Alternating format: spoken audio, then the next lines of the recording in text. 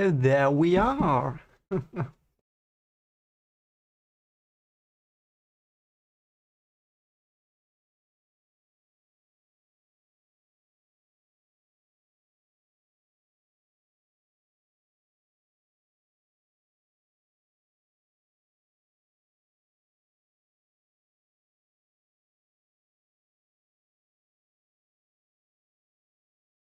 Hi, Logic Soul. Hi, hello, hello. So, they will finish it, I heard. Very nice. Very nice.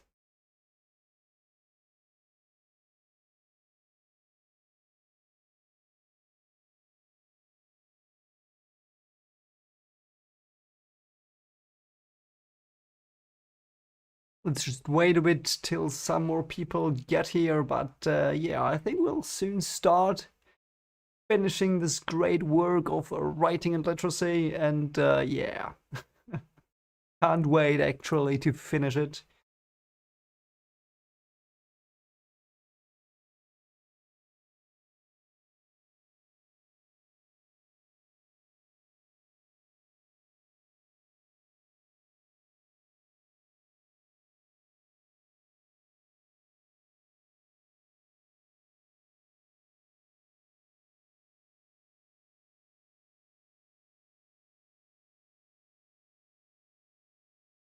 I hope everything works out as it should, because my internet recently was not the best. So let's just hope everything works fine. And yeah.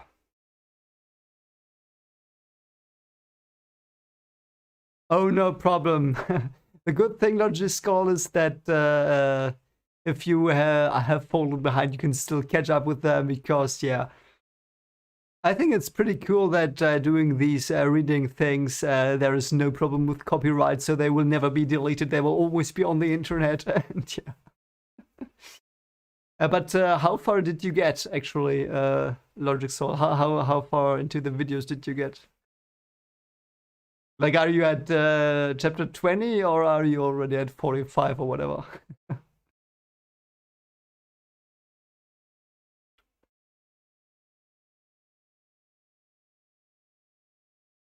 And yeah, by the way, my suit, I will have the white shirt back soon.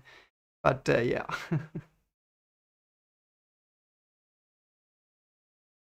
A new trend. What new trend?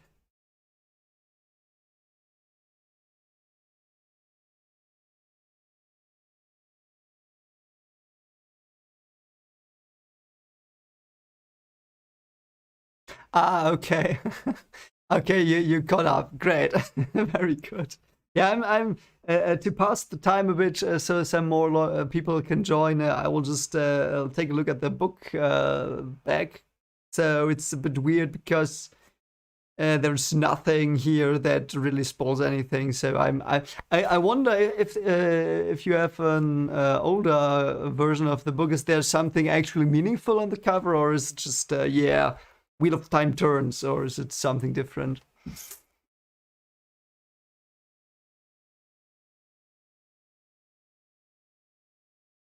Yeah, like I really like doing these with the oh, what was that? I think it just crashed. Did it crash?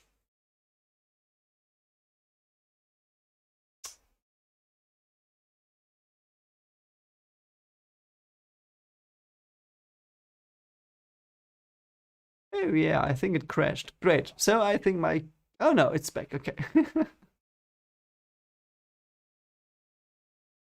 Oh, hi, all black. Yeah, yeah. I agree. Yeah, yeah. My computer's a bit. I think I have to. Perhaps I have to close some tabs here. Wait a moment. Oh yeah, yeah, yeah, yeah, yeah, yeah, yeah. Because there's a lot I've opened currently, so I'll just minimize this, and yeah. Interesting that there's no book cover, book back, really. It's very interesting. Very interesting stuff.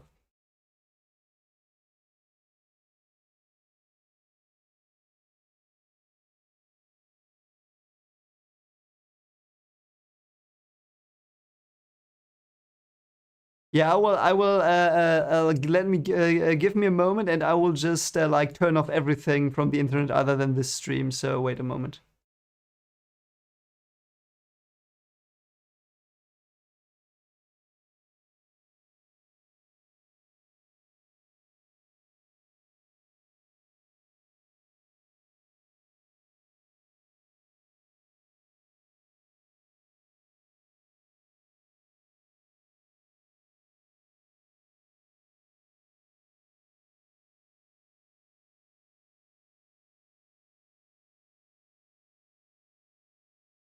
Okay, I hope it's better now. I hope it's better now.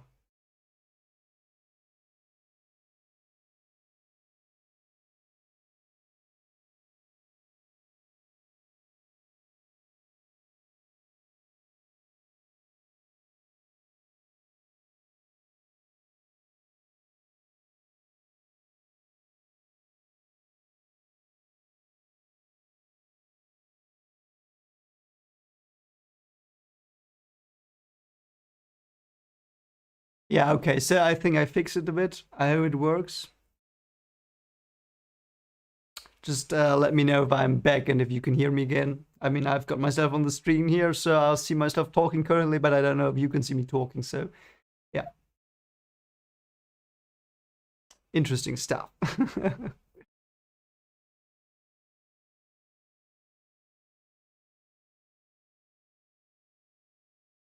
Okay, I think it's back.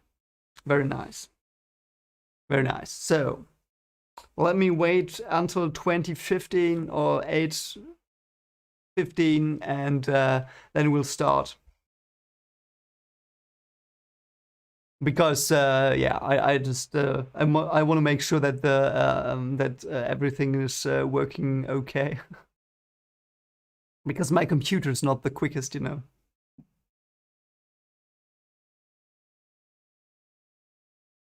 And I will just let me in the meantime just see where things are and where we could go as that we were not before. So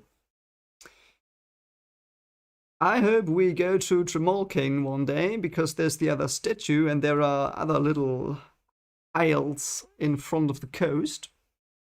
So hope we go there as well. And there is an atoll or whatever you called that's called Aeldashar, so the Aeldashar comes up as well.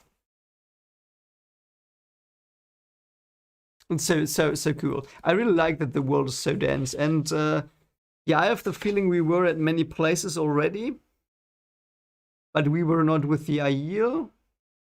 We were not really south of Andor. I mean, we were with Baal Demon, but not really. Like, we were not at Cinder King or whatever. It's very interesting. I wonder where we will end up. Because, I mean, there's 12 books to go, plus 10 pages. So it's pretty cool.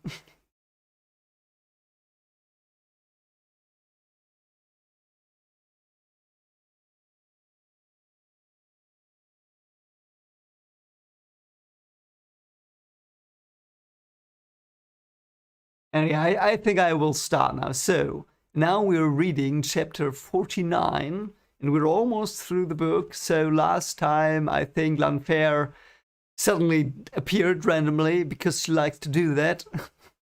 Yeah, I mean, that was a bit weird. I don't know. Like, I knew she was Celine all the time. Like, I felt it was all the time. But yeah, she just popped up to confirm it and then went away. Though the chapter's titled first claiming that she appeared in, so that might be that there is something about that. So it might be that Min lay with Rand, and that's the first claiming, like the first of the three women claimed Rand, so to speak. I don't know. Or Celine might have claimed in Longfair. So yeah, I don't know. That might be something, but yeah. So let's just go. Oh yeah, and yeah, Logic Cell. Exactly. I like the world building as well. So many great places. You want to go everywhere. You want to see every stone and every twig. You want to meet everything. Fortunately, you cannot do that. But yeah. So let's go. Chapter 49. Let's see what we have here.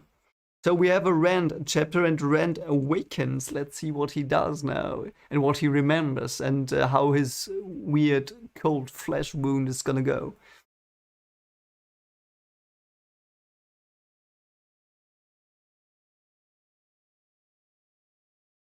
Okay, so he's below leaves. Yeah, yeah.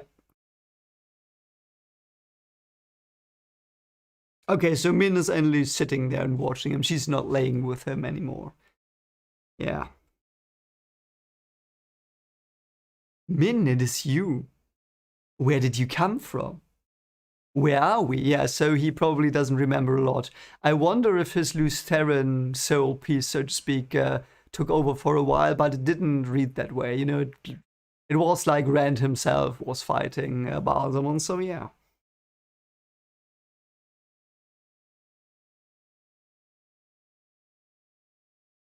Okay, so he can't really remember the past days. Yeah, I can't fault him for that. Yeah.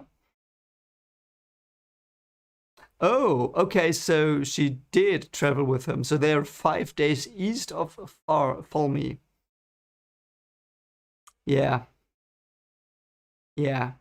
Matt had blown the horn of Villiers. Oh yes, he had. That was so great. And he's asking for a Gwen. Did they free her? Who's they? Yeah, I don't know who they is. We freed her ourselves. Nynaeve and Elaine and me. Nynaeve, Elaine, how? You were all in for me. Yeah, that was weird, but it was kind of Leandrin's fault, so yeah. He struggled to sit up. Oh, they're all gone now. Oh no. Okay, okay, so they're all gone. What, all of them? Why would all of them be gone? So, Egwene is gone, Nynaeve, Matt, Hurin, and Varen. Hurin didn't want to leave you, really. Yeah, of course he didn't want to, because Rand is like his lord now, I guess, so... Yeah. So they're on their way to Tavalon. Okay, interesting.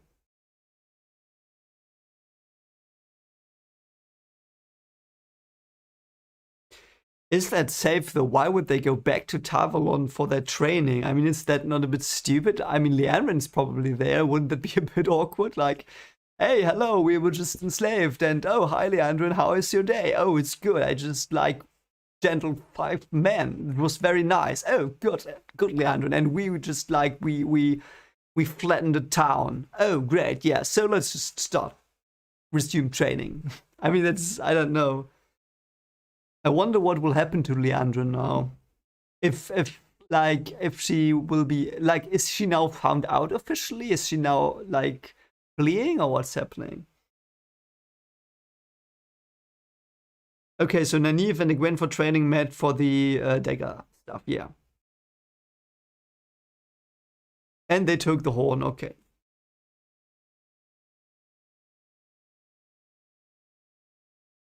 Okay, so Rand's a bit mad that that Egwene left before talking to him, and Min's a bit red now because of that. I wonder if it's jealousy or anger or whatever.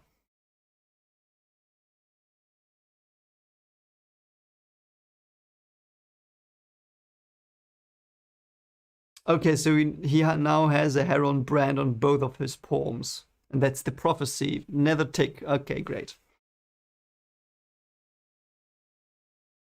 Yeah, once the Heron to set his path, twice the Heron to name him true. No! It's so stupid. I love it. Yeah, they're gone saying no one change it. Yeah, she misunderstood him, obviously, but yeah.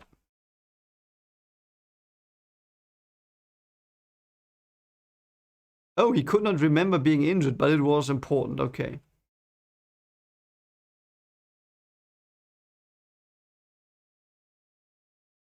Okay, so Varen tried healing, it didn't work the way it should. Okay.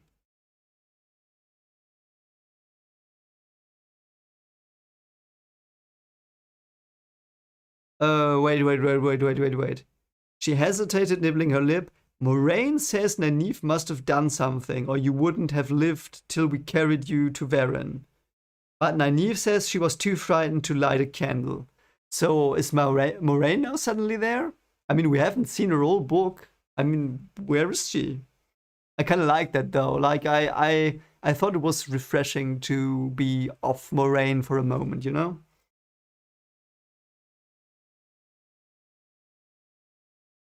There is something wrong with your wound. You will have to wait for it to heal naturally. Can it even do that? I mean, it's like a cold, dark curse wound.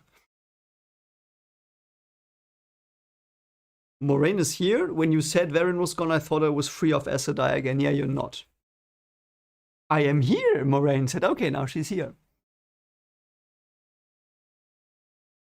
Yeah, Varen's very interesting, I agree. Varen is very interesting. I like Varen a bit more than Moraine, to be honest, even. Because she's not like the scheming. You know what I mean? It's more refreshing. She's more honest, I feel.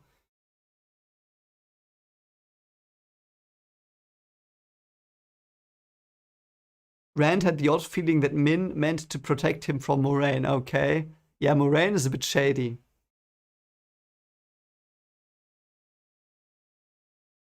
I wish you weren't here. As far as I'm concerned, you can go back to wherever you've been hiding. Yeah, she really was hiding.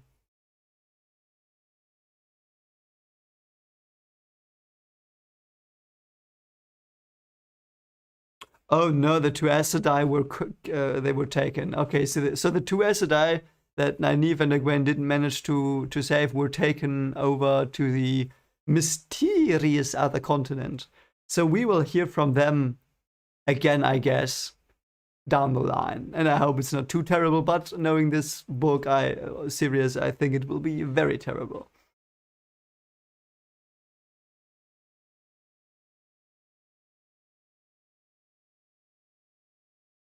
I did not send Varen. She did that on her own. Yeah. Did Fane find you or you him? Hmm. I don't know.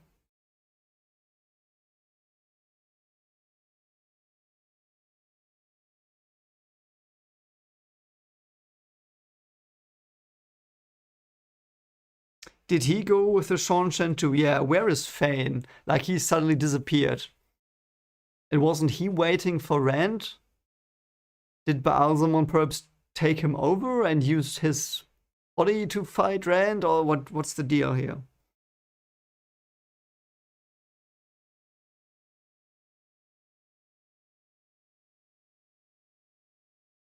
He is a dark friend, yeah, but more than that.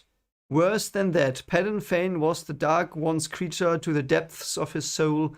I believe that in Shadar Logoth he fell afoul of more death. Yeah, more death. It's more death for everyone.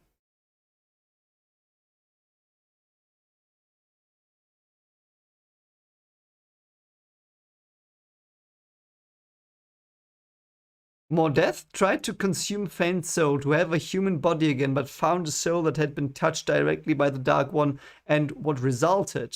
What resulted was neither Padan Fane nor Mordeath, but something fat more evil, a blend of the two. Yeah, it's a fat evil. Padan Fane's fat and evil. Yeah, he is.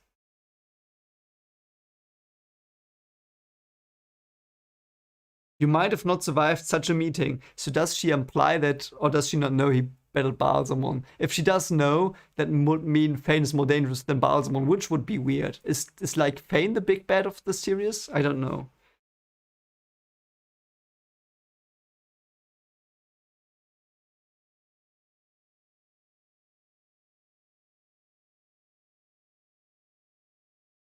Yeah, I killed him this time. I killed him. Oh yeah, he's talking about Baalzamon, but nope, nope. Yeah, fed with evil. I think it was a bit weird that Baalzamon suddenly popped up, fought him, popped back again into the void. So it was a bit random.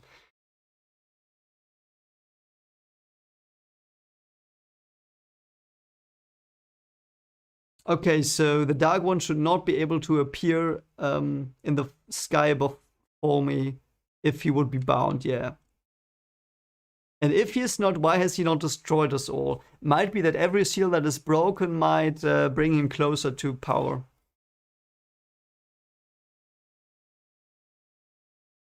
Wow, your battle took place across the sky in full view of every soul for me, perhaps in other towns on Dominant too. Okay, if that is not badass, I don't know what is. We saw it all. Yeah, everyone saw Rand being a badass.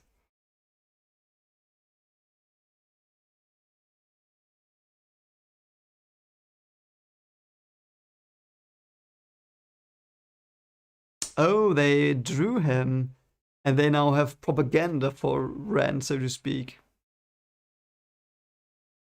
Oh, great. So Rand has been painted with the dragon banner now, and he's now officially the dragon.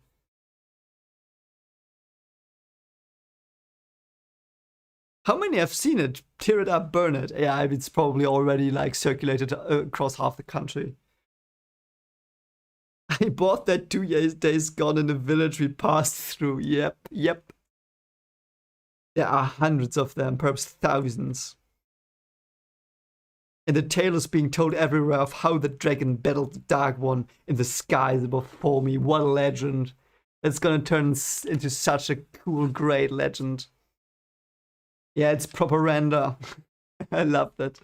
That's good logic soul. Proper render. That's so badass though. I hope there's a fan imagining of that drawing. I would put it like on a wall. I would like frame it and put it somewhere. That would be so cool.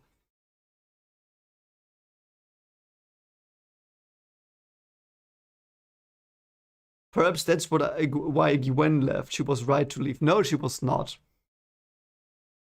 Yeah, the pattern weaves itself around you even more tightly, Moraine said. You need me now more than ever. She's so like Dumbledore a bit. Like in the end of the book, Dumbledore comes and explains stuff. This is a bit like that. At the end of the book, Moraine comes and explains stuff.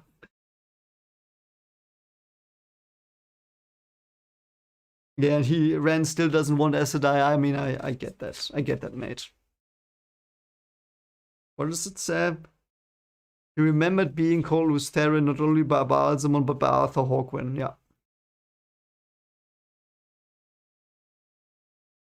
The dragon is supposed to break the world again to tear everything apart. I will not be the dragon. Where does it say that though? Isn't the dragon only supposed to like lead in the new age?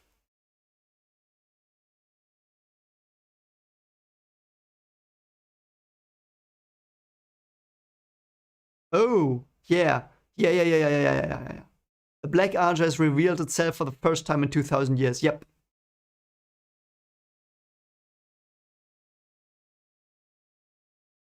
Okay, Arad Doman and Tarabon were on the brink of war, and it will be worse when news of Formi reaches them. Tehran is in civil war. Yeah, man. So they know about Leandrin, I guess. I did nothing in Carrion. You can't blame that on me. You did. You played the game, which you all have lost again now. Doing nothing was always a ploy in the great game. Yeah, I love that part of the book. It's so funny. You were the spark and Carrion exploded like an Illuminator's firework, yeah.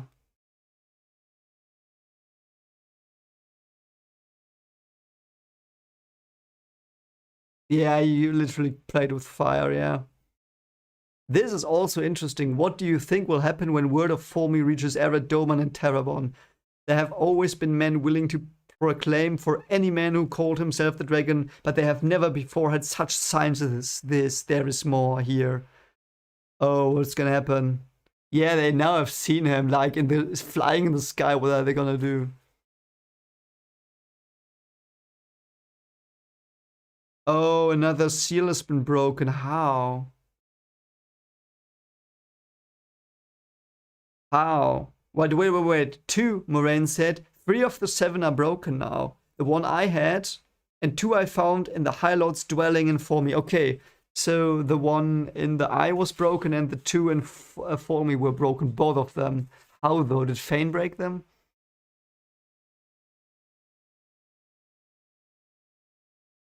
Yeah, the firework line, I love it. I also have heard from my friend who read the books that the Illuminators are probably gonna be back. So, yeah, because if they were only back for this random chapter with Celine, that would have been weak. But if they are back in the future, I really like them because I like fireworks, guys. It's yeah.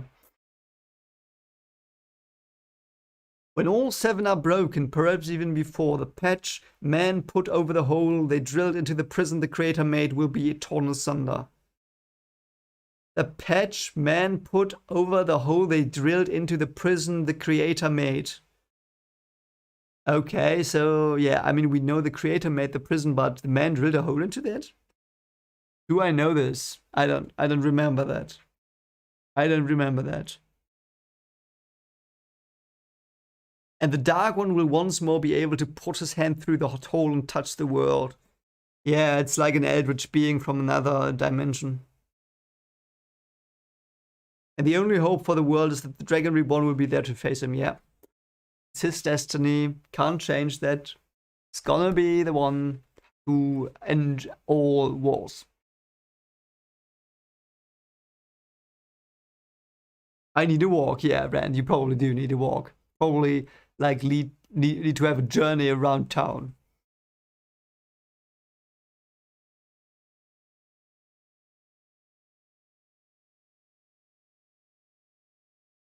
Yeah, Tam's sword is broken.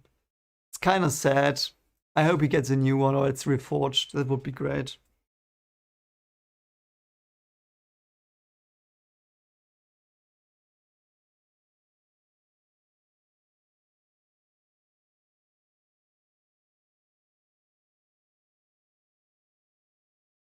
Yeah, now he finally accepts that Tam is not his biological father, but he also says it did not change the way he felt about Tam, and Eamon's Field was the only home he had ever known. Yep. So the last duty Rand sees himself having is stopping Fane. Yeah, I get that. That's cool.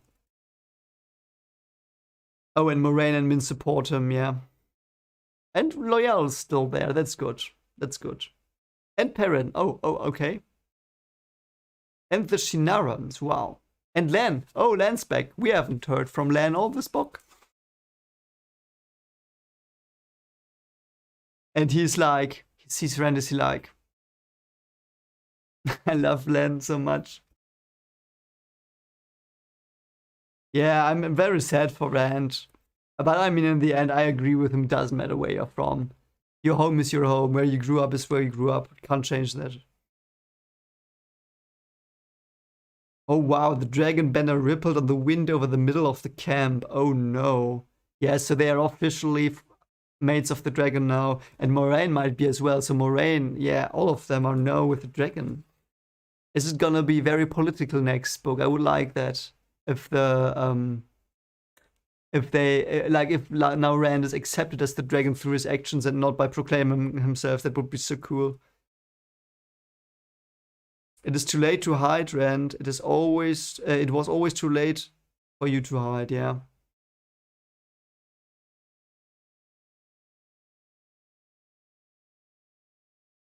Oh, and he says to Loyal and Perrin, I am glad you stayed. I would have understood if you hadn't. And Loyal's like, yeah, why would I not stay? He's loyal. Loyal. You are even more Taverin than I believed. But you're still my friend. Ah, Loyal is such a great guy. I love him.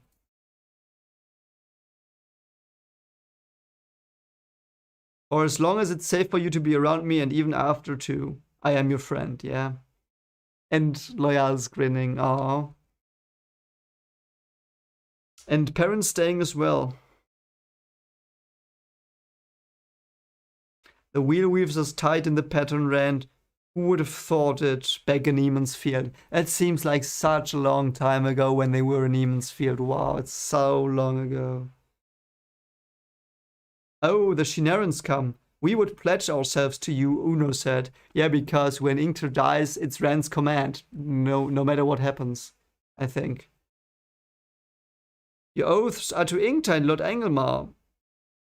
Ingtar died well, Uno. He died so the rest of us could escape with the horn. There was no need to tell them or anyone else the rest. Yeah, that's true. Yeah, everyone that doesn't want a friend like Loyal is dark, but I agree there as well, yeah. Yeah. And by the way, some people in the comments told me a lot of cool hints with Ingtar, like that he buried the ones they thought were dark friends, and he gave them the burial anyway. It's so cool. If you know it, it's so cool.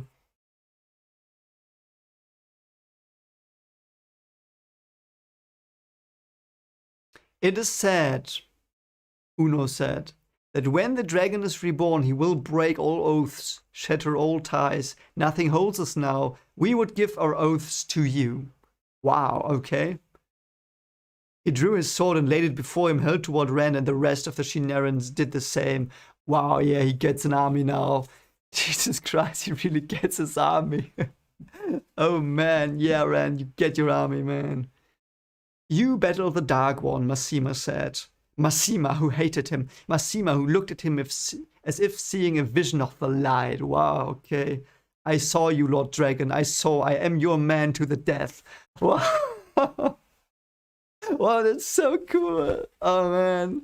Masima, I hope it's true. I hope he's not a Dark Prince. Well, man, that shows you Masima changed. Wow, that's such a powerful thing. Oh, I love that. I love it. You must choose, Rand, Moraine said. The word will be broken, whether you break it or not. Tarmon Gaidon will come, and that alone will tear the world apart. Will you still try to hide from what you are and leave the world to face the last battle undefended? Choose. Yeah, of course he chooses the world.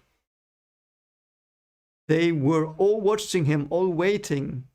Death is lighter than a feather, duty heavier than a mountain. It all comes back now. He made his decision. Yeah, we all know what he does. I hope he doesn't make the other decision. That would be... I wouldn't like that. I just hope he makes the decision now. Because this book was all about him being worthy. Becoming worthy of being a leader and a king and not a follower. Someone who follows people. It's so good. I love it so much. It's so well done. This book, Rand's arc in this book, it was so good. I loved it. What a great thing. Yeah. So that was chapter 49, guys. So what did you think about this one? Let me hear your thoughts a bit for a moment until I go into the last 2 pages of chapter 50. Yeah, man, I love this book so much. And I love book 1, by the way, as well, so much. But this is infinitely better for me even. So good. So good. Oh, hi, Methany. Good to have you. You made it for the last one. The wheel weaved you into this moment, Methany, and now you're here with us.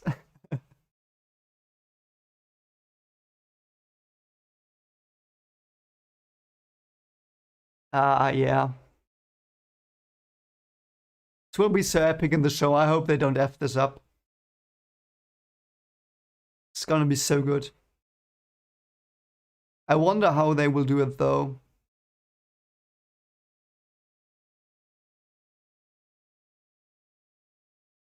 Yeah, it's a nice wrap-up. I really like the wrap-up.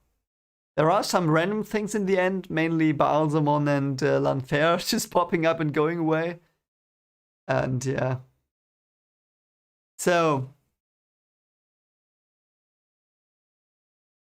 Oh, that makes me hope a lot, journalists. That's so cool. I hope they get better. But yeah, well, this is probably my favorite book of all time right now. I have to say for Forever Wars. Forever War still.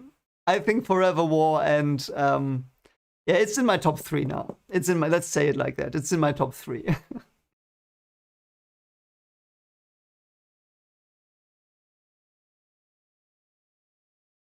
Oh, Kitiriana, yeah, thanks. Yeah, I hope I will give good insights even if they are wrong. It's so fun guessing stuff. You know, sometimes I write like 2 lines before it's revealed, and sometimes I'm so stupidly wrong, but it's so fun. And several things I get, I think. Several things I don't get, but yeah, I try to pay attention. I think that's important here. Oh, they plan to mix 2 and 3. Yeah, yes.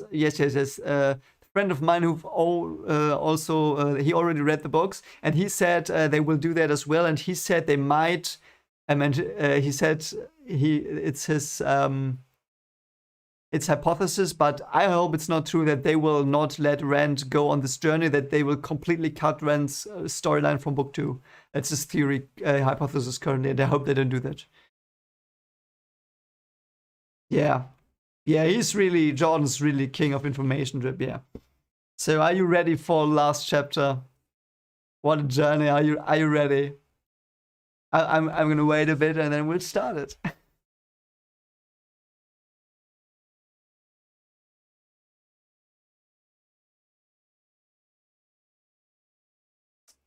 Ah, can't wait.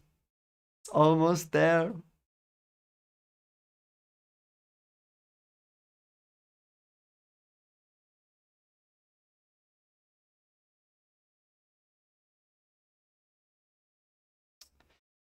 Let's see how it's called first. Okay, it's chapter 50. It's called After. It's called After. So it's after the book? Technically, perhaps. Let's just go.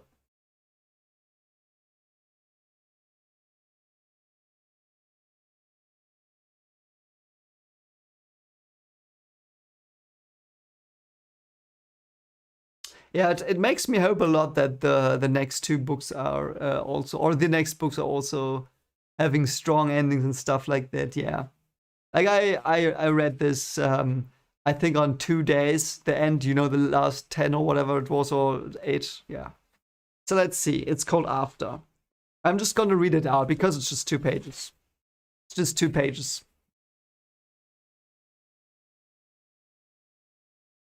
Yeah. So I'm gonna read it out. By ship and horse the story spread, by merchant wagon and man on foot, told and retold, changing yet always alike at the heart, to Arad, Doman, and Tarabon and beyond, of signs and portents in the sky above for me. Wow, it's so cool. So it's like a virus, a positive one. And men proclaimed themselves for the dragon, and other men struck them down and were struck down in turn. Other tales spread of a column that rode from the sinking sun across Almoth Plain. 100 bordermen, it was said. Yeah, yes, you decided correctly. He's the guy now. Yeah, man, so cool. Nah, no, 1,000. Oh, yes. Oh, man. Now 1,000 heroes come back from the grave to answer the call of the Horn of Valir. 10,000. They had destroyed a legion of the children of light entire. Yeah, I mean, kinda. They had thrown Arthur Hawkwing's returned armies back into the sea. Also, kinda. They were Arthur Hawkwing's armies returned. That's true. Toward the mountains they rode, and toward the dawn. That's cool symbolism, like Prince of Dawn or whatever Lews Therin was. Yet one thing every tale had the same. At their head rode a man. What? This is so epic. At their head rode a man whose face had been seen in the sky before me, and they rode under the banner of the Dragon Reborn. Oh god, this makes me teary again a bit. Oh god, this is so good. Ah, man. And men cried out to the Creator, saying, O light of the heavens, light of the world, let the promised one be born of the mountain according to the prophecies, and he was in ages, as he was in ages past and will be in ages to come. Let the prince of the morning, yeah, dawn. I know my lore a bit. Let the prince of the morning sing to the land that green things will grow and the valleys give forth lambs. Let the arm of the Lord of the dawn shelter us from the dark, and the great sword of justice defend us. Let the dragon ride again on the winds of time. From Carol Drianon to Calamon, the cycle of the dragon, author now unknown, the fourth age. Yes! The end of the second book.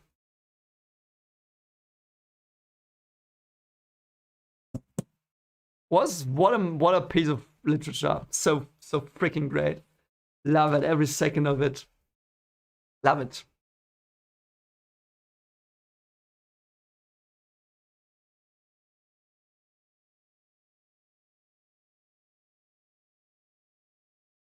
Yeah, it now spreads. and it probably spreads through the ages as well. And I'm so glad Rand shows his. It's like it took the whole book for Rand. I mean, this whole book was Rand coming to terms with him being the Dragon Reborn. That's what it was. We knew, like the last chapter of the last book. That's when he learned and we learned, like definitely. And in this book, that's all it was. That was his journey here to find out who he was. Find out who he was. Yeah. So first off, thanks to all of you for being here with me with these and having been with me on this journey. I mean, this. Yeah, I'm so glad I'm reading fantasy again. I mean, I haven't read fantasy like and I said it before once, but it's been so long since I've read a fantasy novel, and these are like bangers, each one of them. At least the first two. So thanks to all of you for the support and for like living through this with me, all the emotions I have. Like in the end, it got pretty bad, but it was such a cool ending to the book, and yeah, it's very cool. It's very cool. Was so nice. So I'm gonna do this now. I'm gonna take this, put it in the shelf, and take out the other one for the next time. I'll just switch it out. So when I start the new book, it will be ready at my desk. One moment.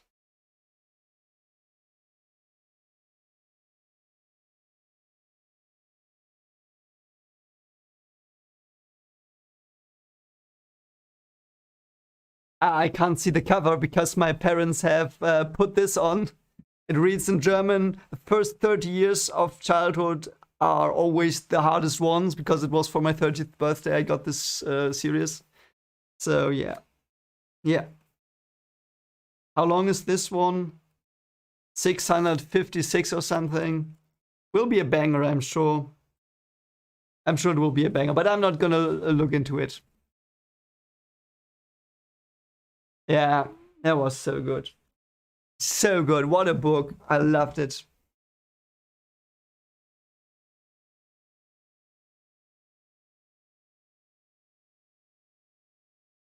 Yeah, Metheny, I agree. I like the poetic stuff so much because I think if poetic stuff makes you feel something, I'm of the opinion that that is meaningful then to you in some way, and it's very, very meaningful. So it's so meaningful that you should remember it. And I mostly do these things because, like, I'm a sucker for poems.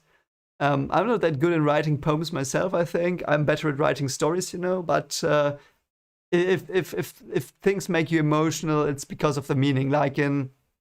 Because I've been reflecting on this, and I answered it to someone who commented on Inkto's death. What really, really got me crying there was the line with the mother's embrace, because that meant so much, and the meaning got me. It was so sad and beautiful. Yeah, journalist, I agree. It's such a good fantasy storyline. I think it's my favorite fantasy.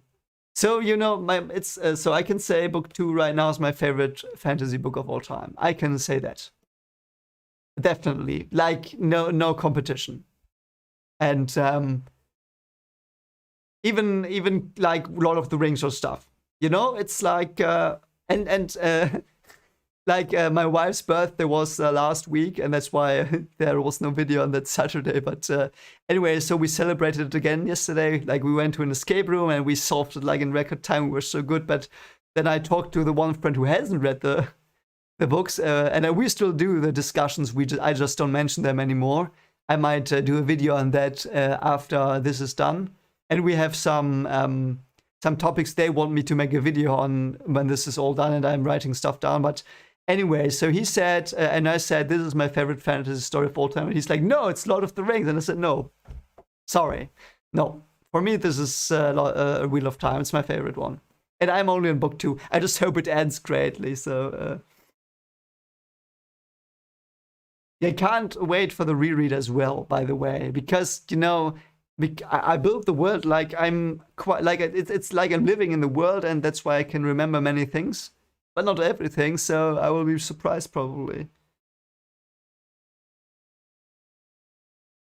Yeah, Daniel Robinson.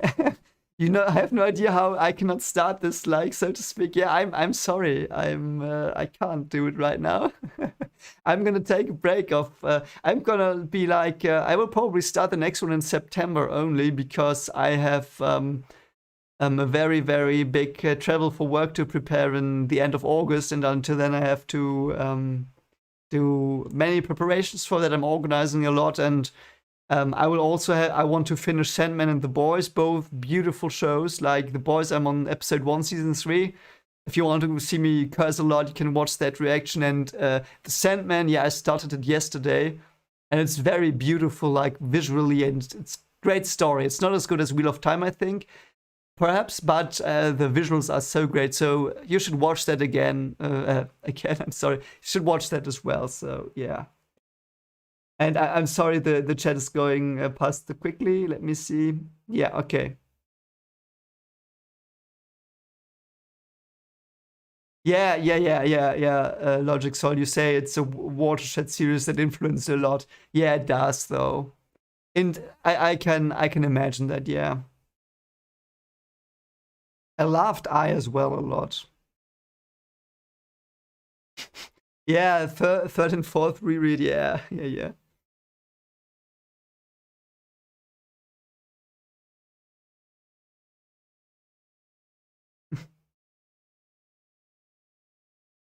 It's interesting that you all reread it so much, and I will probably too. Like my most reread series is Harry Potter. I've probably read that 20 times, and that's not exaggerating. Like I devoured those.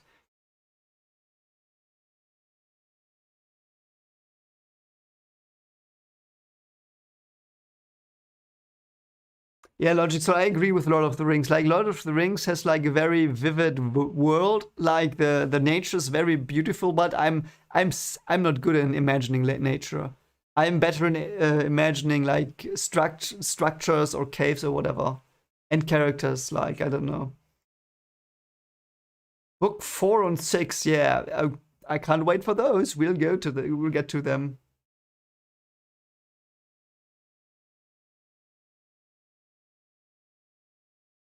If the ending is poetic, it's fine. I'm like it's all right then.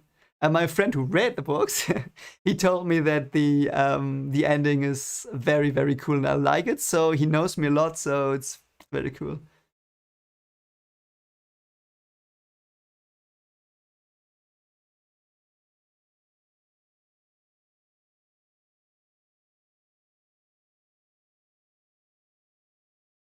Yeah, different interpretations as well, because I think you can have many different interpretations on literary works. I think that's the fun of it. And this one, like the songs alone and the legends they have and stuff, it's so cool for interpretation.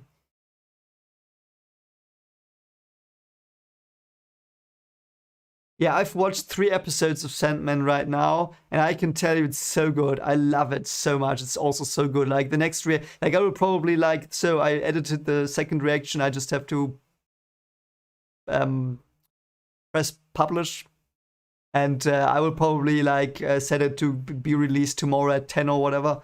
And you can watch that tomorrow if you want the reaction. But it's very cool as well. Also very poetic. That's why I like it. Ah, yeah, the audiobooks. Yeah, my friends also do the audiobooks. Like they listen to them, they don't read it.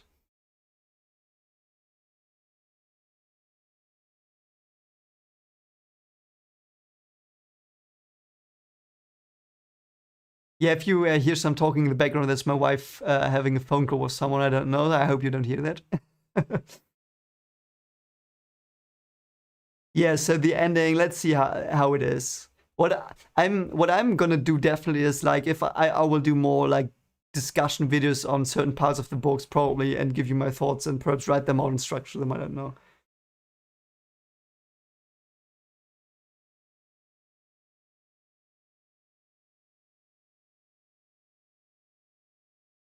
Oh, copy pasty finished last week, so you go, mate. Very nice. I hope it was very nice.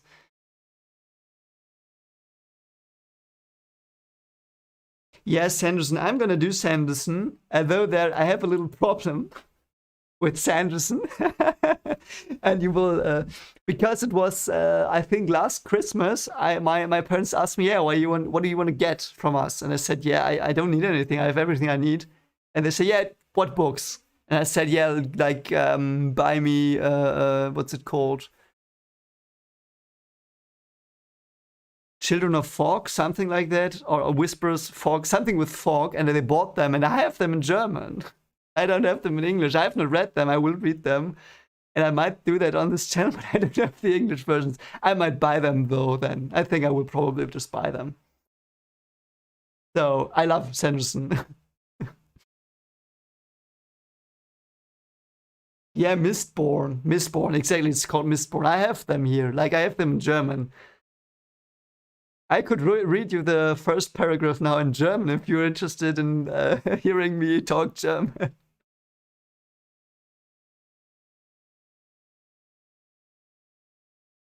Yeah, I have heard of the 200 plus page chapter.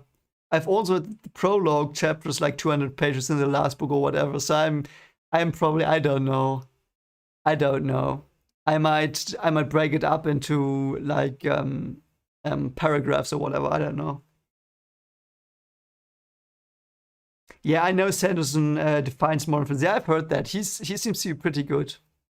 I've learned a lot from him. Actually, I listened to some of his lectures because, as you might know, I also write fantasy, or I did when I was 14, and I'm currently translating them and reading them on this channel as well. So they are not like they are very rough fantasy. I think the story is fun, and it's you can listen to it if you have some time. It's not that polished as I would write things now, but I've learned a lot from him there because I've listened to his lectures a bit, and I am planning on writing a fantasy series in 1 or 2 years because I've been planning that one for probably 20 years now. Like the first ideas came when I was 12 or whatever, and I've planned it and refined it, and I'm gonna write it.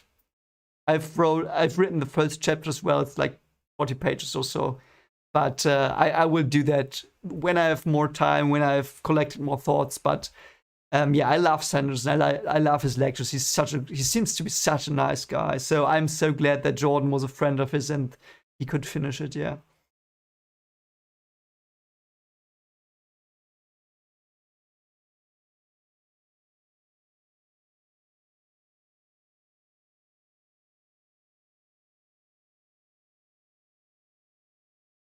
Yeah, I think Logic saw with writing, you should just start, right?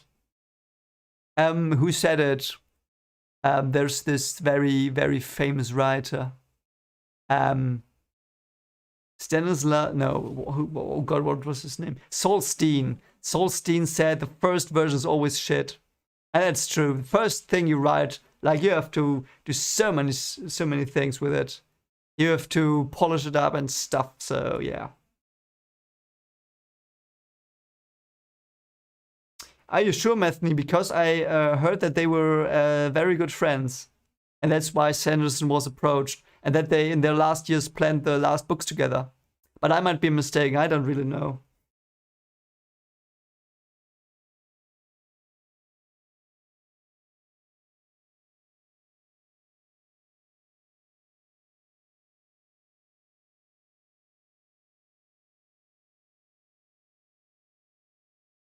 Let me look it up.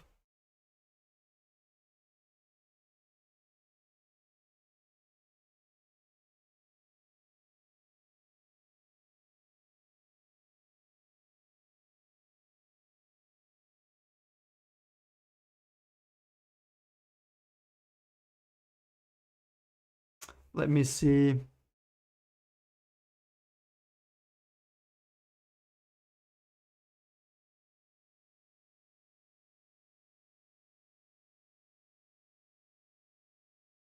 Oh no, okay, so it was not exactly like that, but his Jordan's wife did choose him.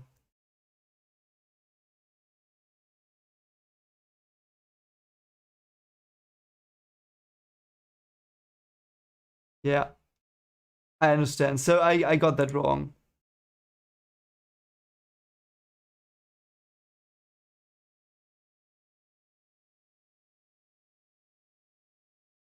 Yeah, okay, so I got that. So I was mistaken on that one, yeah.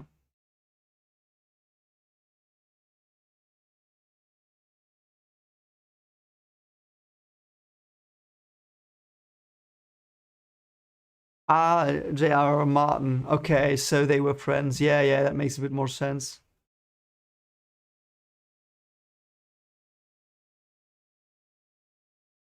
Yeah, okay, so that was probably it. Yeah, that was probably it. Still cool though. I really like that. I really do like that.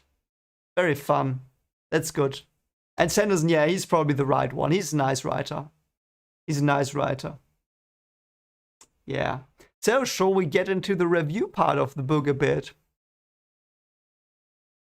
I think we should get into the review part a bit. Let me actually put. So, there were two questions posed, and I will answer them. Uh,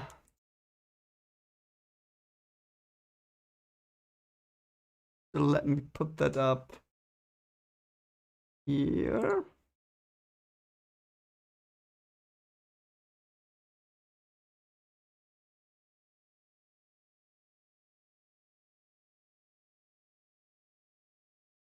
And let me see if I can put it on the screen.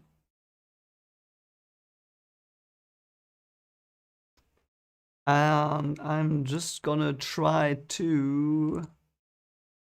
Yeah, you probably can't read that so well, can you? So I'll try to push up the contrast a bit. Let me see.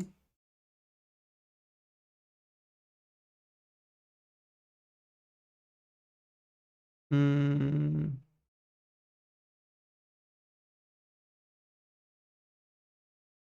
Ah, you know what? I'm just gonna do it like this.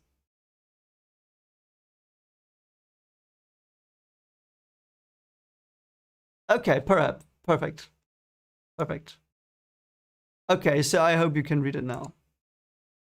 This should be good. So, let's go into the review part and I will answer questions that you put in the comments, but also that are in the chat. So, if you have questions, just put them in the chat. So, it's from Stone Dog, our good friend. So, let's see what Stone Dog wants me to answer. The motivations characters have. Okay, so Egwene. Let's start with Egwene. And I'll just discuss the what they did in this book. So Gwen was very interesting in this book. She started as this the way she was a bit like she was wanted to be teacher's pet, thought she was very good, like wanted to make some friends, got into a friendship with Elaine, Min, and what's her name, Elsie, I think as well, and they were like yeah. But then the mana stuff, the Damana stuff really after over, and I think she killed. So she killed as well, and someone pointed it out as well. So Rand and Gwen both killed, and Matt as well. So all of them, like in the span of 2 chapters, they all killed. So that's probably gonna change the character a lot. So Gwen's motivation is probably currently to perhaps to fight the Damane one day, and not the Damane, the Shonshan, and perhaps I don't know. At least it's gonna be being Aes Sedai, but she will have another motive. I don't know which one, but yeah. Rand's motive is, yeah, he's gonna try to take down Padan Fain. He's accepted being the leader. He's probably just motivated to. I hope he's a bit motivated to fulfill the prophecy. Nynaeve is probably gonna go after. Yeah, Nynaeve definitely killed. She definitely killed. Didn't she kill before though? She killed Trollocs. Yeah, I don't know. Don't know if Nynaeve killed. She might have actually not killed, because that's against her nature as well, because she was the voice of reason in the end, which surprised me, really surprised me that she was the one.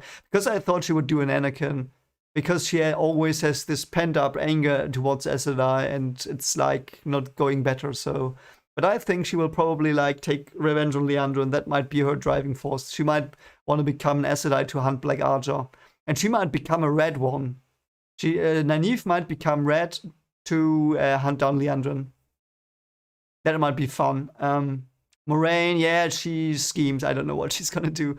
Like she has a 50D chess plan to save the world. That's Moraine's motivation. Yeah. So let me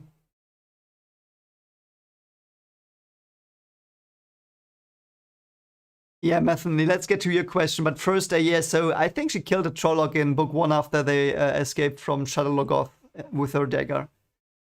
But it might have been Tome. I think it was her, though. Matt and Perrin's character arcs. Yeah, Matt and Perrin. So Matt, I hope he's gonna get released from the dagger. And that he like gets control over it as well. So they will hopefully not be able to like cut him off completely, but they will he will probably like he'll probably, I hope he will master the dagger somehow. That would be good. And Perrin, he's with Rand, he will be his loyal friend. He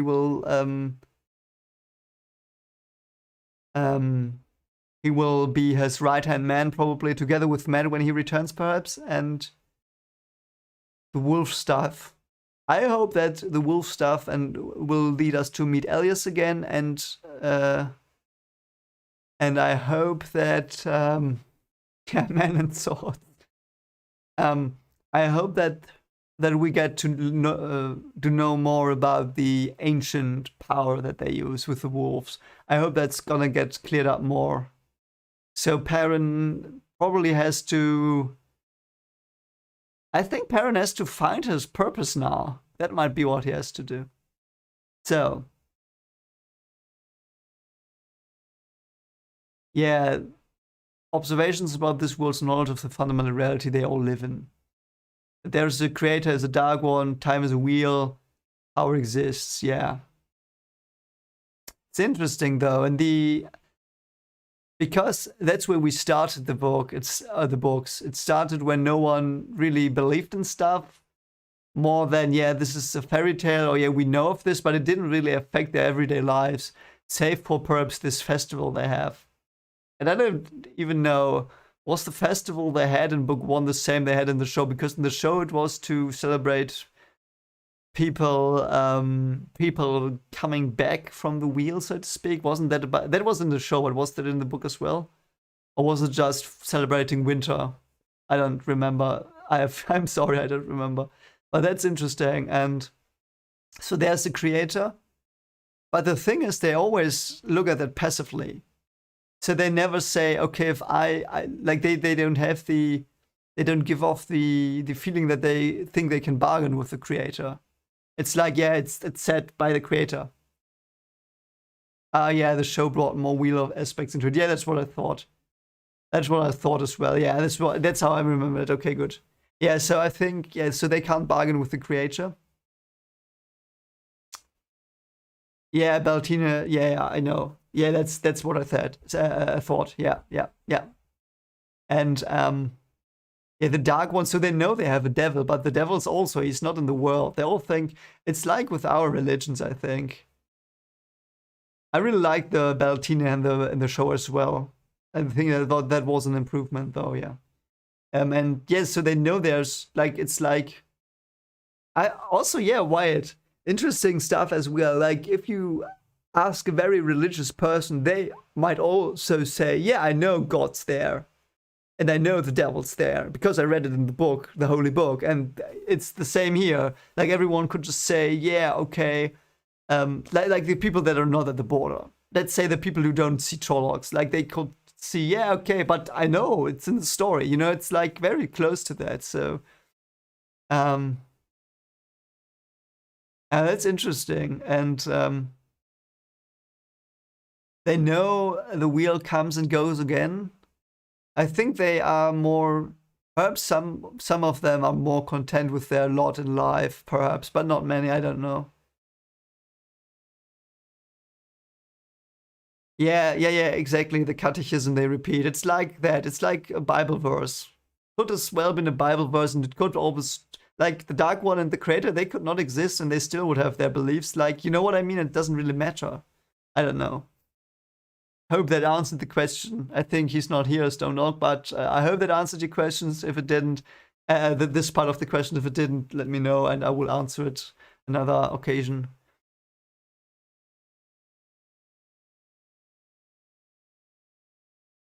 Yeah, the parallels with Nietzsche, Jung, and Solzhenitsyn. Yeah, many parallels there. I'm pretty sure he read Jung or Jung, so he's called Jung. So because he was German, so stupid. I actually have a book of his, and it's in English because I thought, yeah, just because I buy all my literature in English, save for the Mistborn apparently. And I thought, and then I realized, oh, he's a German. I'm a bit stupid, or he's, I don't know, Austrian. Yeah, he definitely read a lot of psychology. I don't know. It might have also been because he was a physicist. Because I know that Jung was a very big. Oh yeah, Stone Dog. So if I don't, I'm good to have you. So if I don't answer your questions sufficiently, just tell me. So I'm pretty sure that Jordan knows Jung at least, only almost 100% sure, because Jung was very, very close friends with Wolfgang Pauli. And Wolfgang Pauli was one of the big fathers of quantum physics. And they wrote many letters. And the letters are so interesting because I don't know if this interests you, but I will just say it anyway. So what they wrote what they wrote about was Pauli was dreaming about formula and atoms and stuff, and he didn't understand that. And Jung was very big in like using images and dreams to interpret stuff, and they were very, very closely collaborating on that, and they tried to figure out what Pauli's dreams meant. So I think that's nowadays it's not that known, but I think like 30 years ago that was pretty well known, and the letters are still all like online and available. And I'm pretty sure, and I can imagine a lot that Jordan knew that they had the connection, and I'm pretty sure he knew Jung. Solzhenitsyn. Yeah, I might. Yeah, that's a good idea, Methany. I will go through the prophecies when we are through these. Yeah, Solzhenitsyn is. Yeah, that probably as well, and Nietzsche as well. I think in general he knows a lot of psychology. I don't know why. What many physicists I personally know, they also have a love for psychology. You know, like myself. Like it's like I even in the end I ended up doing my PhD thesis on that intersection. You know, like my PhD is in psychology and physics, like the intersection is there. So it's with me the same. So perhaps I'm skewing this a bit from my perspective, but the way I see it, physics and psychology, they are very, very closely linked in a very weird way, and I love that. So I'm pretty sure that that Pauli and I'm sorry, that Jordan knew that Pauli and Jung were close, and I'm so sure that Jordan knew a lot of psychology as well. So I think it's a very, very good speculation, Stone Dog. Very good speculation. And I might look out for it more. Like if I read on, I will if I see it, I will talk about it more directly. I think, because if you guys like that, yeah.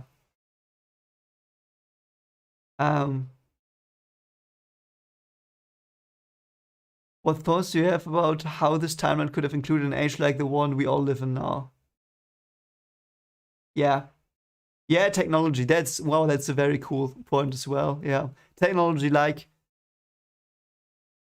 I'm pretty sure, and this is purely speculative, but my own headcanon currently is, and perhaps this answers the question a bit, and I might address it another time when I know more. But so the friend who read the books told me that the passing of the ages is always a big event.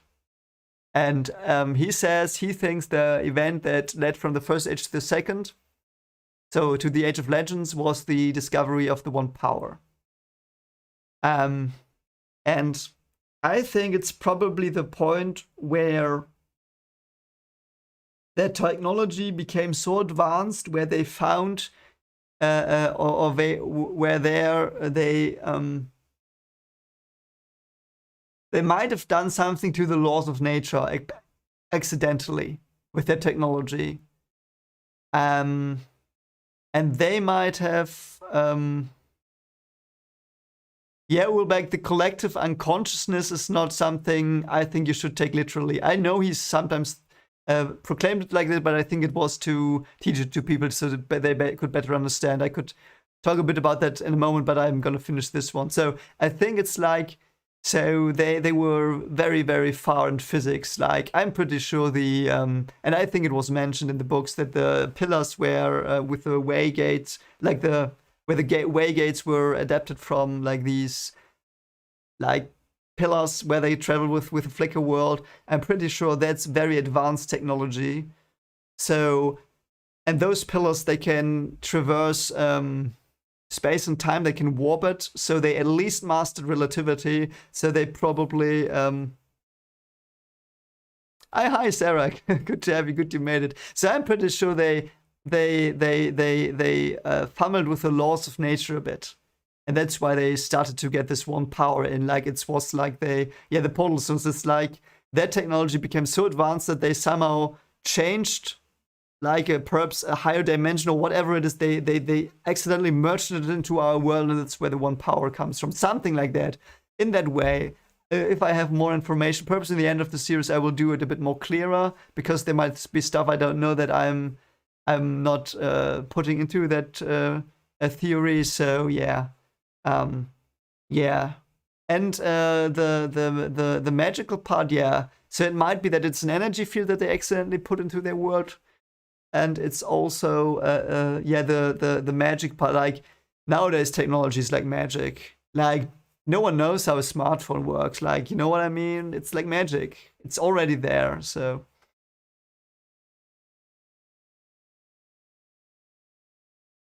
yeah, the one power thing is definitely genetic as well. It's as if they have engineered themselves to. That might be as well. Like, if they merged the dimension in and they engineered themselves genetically to be able to use that field of energy or whatever it is. Like, they put it into this dimension, and they engineered themselves to use it, or just engineered themselves to use it. And through time they decayed. The bloodlines decayed, but it's still potentially there as a recessive gene or whatever. I don't know. So I hope that's enough speculation on this one for now, because I think I don't have enough information to go on further. So uh, yeah, so let's see. Yeah, Jung, the collective unconscious is something more. It's like I think what he means is cell memory, something like that, and that's proven to be okay. The thing, like, you can take. There are certain drugs you can take, and you always see the same. Everyone sees the same thing because it's in your genes. It's coming up from there, and I think he means that it's what the collective consciousness is a bit, as far as I understand it. And I have not read too much Young, unfortunately. Only, I think, one book. And I think what he means is more like we all are having a certain blueprint. Our minds have a certain blueprint, and that's what the collective unconscious is. And also, I think that through that, people see things similarly, but not too similarly, and that's why things are seen similarly across cultures or across the world sometimes, and that's why you can see stuff happening. But yeah, it's like it's not a real thing. It's not like I'm not linked with all of you guys. It's like only through ideas.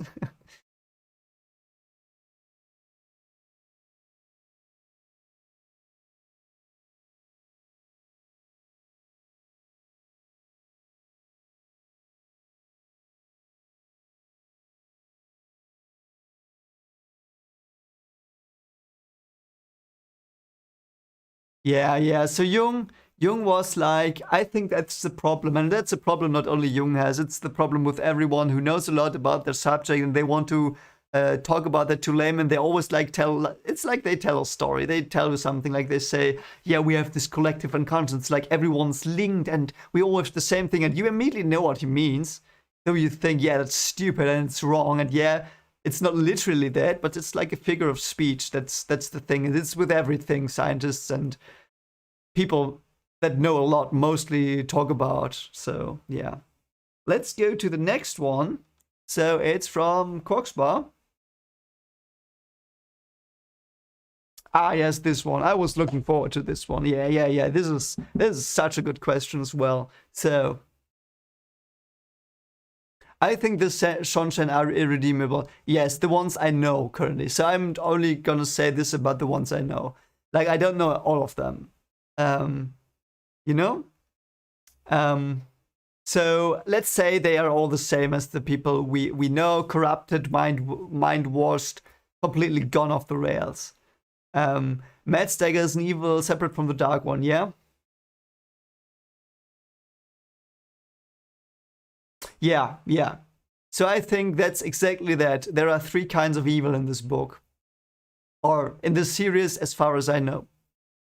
So the Dark One is not really what I would call evil as evil. It's just evil through strangeness, more like that. But I have to think about that one. If the Dark One is really evil, I think it's just a very, very strange creature that has because that's what I think. I still think it. I think the Dark One's like the prison is another dimension, and they accidentally, like through use of technology and magic, they like, and it was in the last chapters we read today, it was like they drilled into this dimension, found the Dark One, it bled out, it was an entity we can't fathom. It's like Cthulhu mythos, like if you find Azathoth somewhere in space, they found it, it came back, and we just don't understand it. And it's the things it does look evil from our point, I think, really evil because it doesn't care for humans, because it doesn't care, because it's like ants, it doesn't care. Like, it's the evil of strangeness, of power that we don't understand.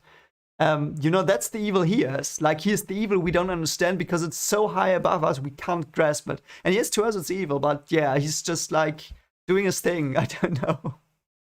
And that's because he's also like taunting random stuff. It's not like he's not evil, he's being a dick. I'm still standing by that assessment. It's like we just don't understand the Dark One. Then the Shonshen are what I said before, the evil that is inside everyone. It's like the human that's completely corrupted. It's like it's like, but it's still human. It's very closely bound to humanity, the evil that is there. Like, this Shonshin are the humans' evil, the evil in every one of us that is like grown like a cancer and become their whole world, and through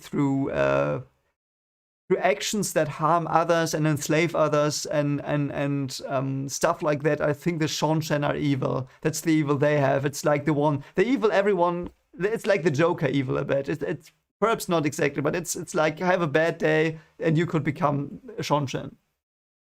You know what I mean? It's like, if you have a bad day, that's inside everyone. If you are raised wrong, it's like the evil through culture, through yeah, it's the evil of man. It's the evil, but it's the evil of culture, of being raised incorrectly. Like, if you're raised in a way that harms others, and it will make you think you're right, even, you know? And yeah, the dagger evil is for me like just malevolence, and I have to think more about that, perhaps. What evil is that? It's like, it's more the concept of what everyone would say is evil, but away from people, because it's very clearly been stripped away from man. It's like the culmination. It's like the end result of the Shonshen, perhaps. Perhaps it's like the last stage. It's something so horrible that taints the world, and perhaps through the connection to the one power that became its own thing. It's like the taint that yeah. Yeah, the line between good and evil runs through the heart of every human. Yeah, and the Shonshin are the perfect example, at least the ones I know, that it can get you. Like, you can be done in by that if you are having the unfortunate fate of living in that culture. Cultural critic, I think, as well. I don't know if that's the right word. I think it's not exactly the word, but I hope you get what I mean. Yeah. Yeah, Matt's dagger is just like malevolence. Like, I want to hurt you because I can. It's not even veiled anymore. I think that's perhaps that's the distinction. I'm just thinking about it. Perhaps that's what makes it different from the Shonshen. It is evil just for the sake of being evil, not because you think it is natural or good. It's just having fun with it. That might be it. But I have to read more about Shadowlogoth's evil, I think. So yeah, I don't know. Yeah, that's basically what I have to say to this question. I hope Quark's Bauer is gonna be happy about having it answered. I don't even know if he's here. But if you're here, man, or if you're not here, shoutouts to you. It's so great. So many great comments from him as well, yeah. Yeah. And that's as well, Fates and Trollocs, they are like creatures, you don't understand them. Like, it's not that, you know what I mean? It's like that would fit to the Dark One as well. Fates and Trollocs, they're like, what are those weird creatures? And they're just like evil and slaughtering stuff, but because we just don't understand them, why are they doing it? We don't know. I know why the Shonshin do bad stuff, because they're used to it, because they think they're right, because they are ABACs. You know what I mean? I don't know. So that's that question. Do you have more questions for me? Or am I just talk about some stuff? Yeah, the prophecy. Let me take. I will get the book.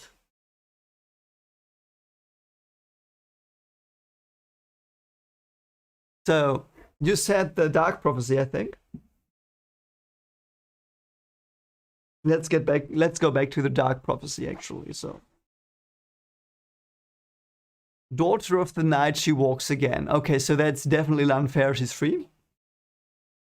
The ancient war she yet fights, that might either mean now that she fights with Ishamael as well, or that she fights for something else. A new lover she seeks, who shall serve her and die, yet serve still. Yeah, okay. Okay, so she's still looking for Rand to be her new lover. Who shall stand against her coming?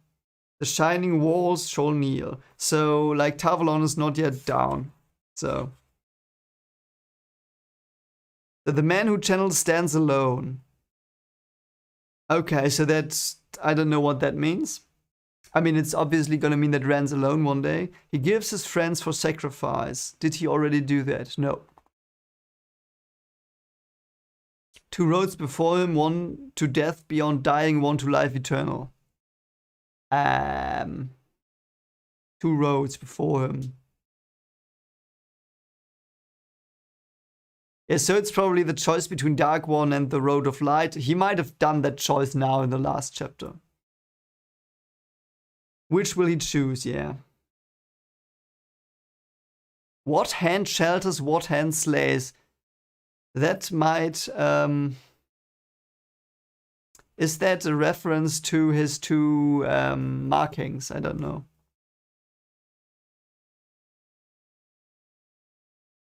Okay, now Luke and Isam, we don't know that yet. Oh yeah, here. The watchers wait on Toman's head. Yeah, they indeed waited there, those douchebags.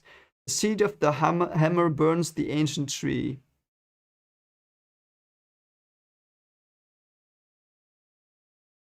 I don't think we've had that yet.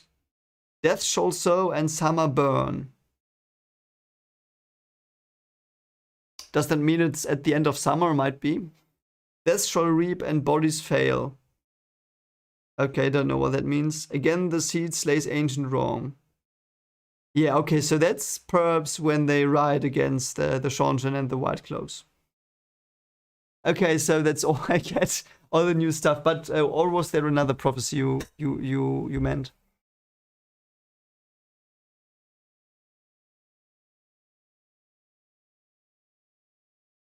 Like, was there a prophecy in book 1? I have the Min stuff here.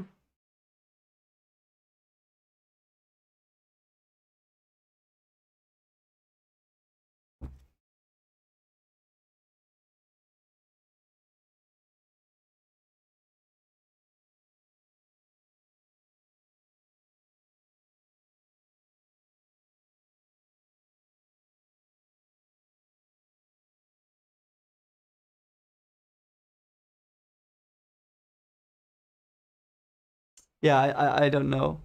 I don't know. Okay, that was the right one. Okay, good.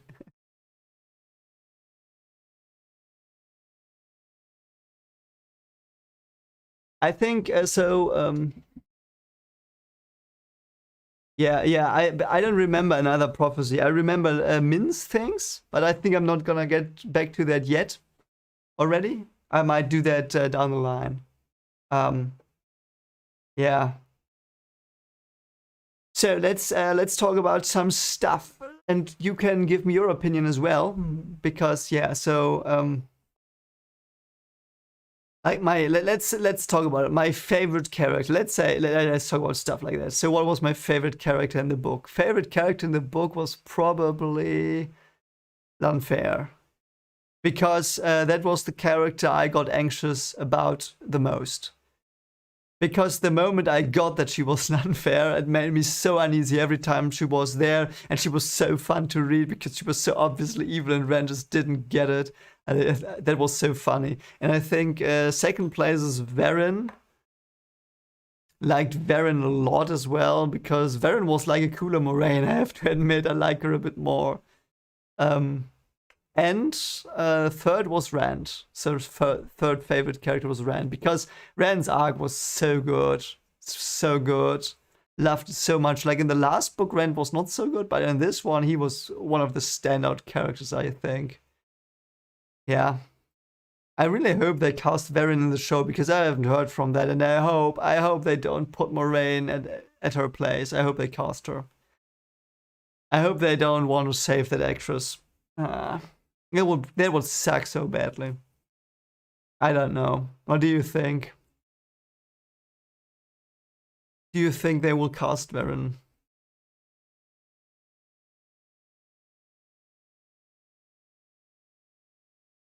Oh, yeah, I will do that, Methany. Oh, yeah, good that you're here. Yeah, Ingta and Hurin as well, they were like 4 and 5. So I will. Okay, I will see. Okay, they might have Varen. I hope they have Varen. I would love that. So you said chapter 14. 14, let me get to that. Oh, there's 14, Stag and Lion. Yeah, I remember that good old inn.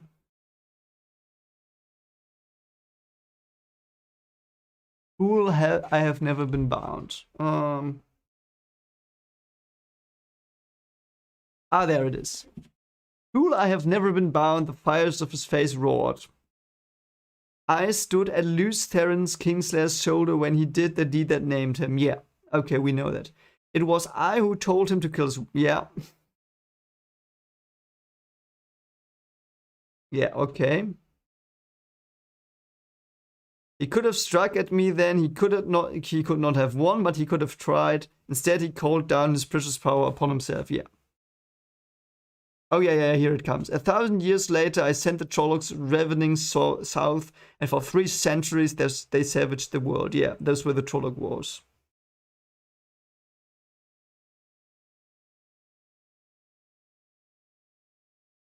I whispered in Arthur Hawkwing's ear in the length and breadth of the land as the died. Okay, yeah, because Arthur was it Arthur Hawkwing that went a bit mad in the end? I think it was him. Here. I whispered again, and the High King sent his armies across the Arid Ocean and sealed 2 dooms. Oh, okay. The doom of a stream of 1 land and 1 people, and a doom yet to come. Oh, so with Arthur Hawkwing going over, that is, yeah, okay, so the doom that's to come is the Seanchan, like, threatening the world again, probably.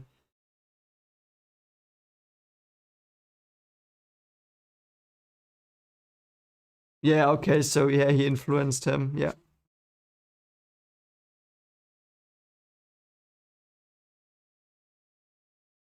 Yeah, okay, I think that was it, wasn't it, Methany? Yeah. So Arthur Hawkwing sealed the doom of the Seanchan.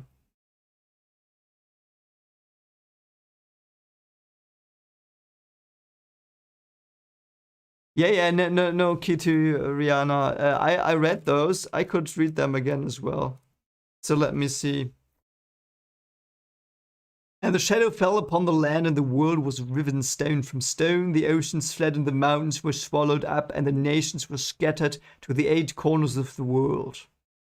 The moon was as blood, and the sun was as ashes. The sea spoiled, and the living envied the dead. All was shattered, and all but memory lost, and 1 memory above all the others of the dragon. Yeah, okay. I think that does not give us new information.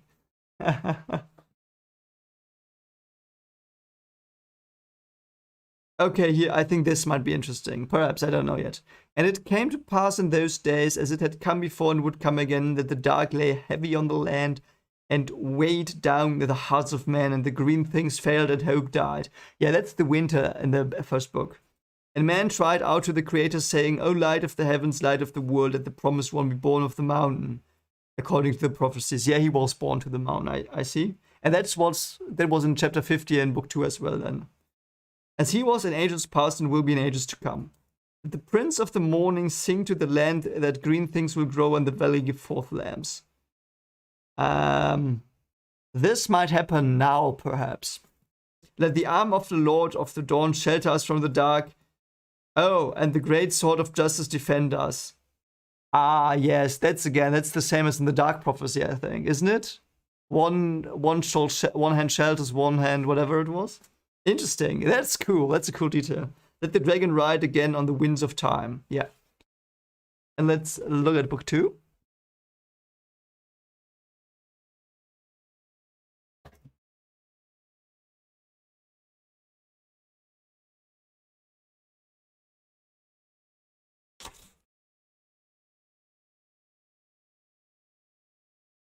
Okay, yeah, it's a Carathian circle. Let's see. And it shall come to pass that what man made shall be shattered, and the shadow shall lie across the pattern of the age, and the Dark One shall once more lay his hand upon the world of men. Yeah, that's currently happening. The Dark One's breaking free, already destroyed 3 of 7 seals.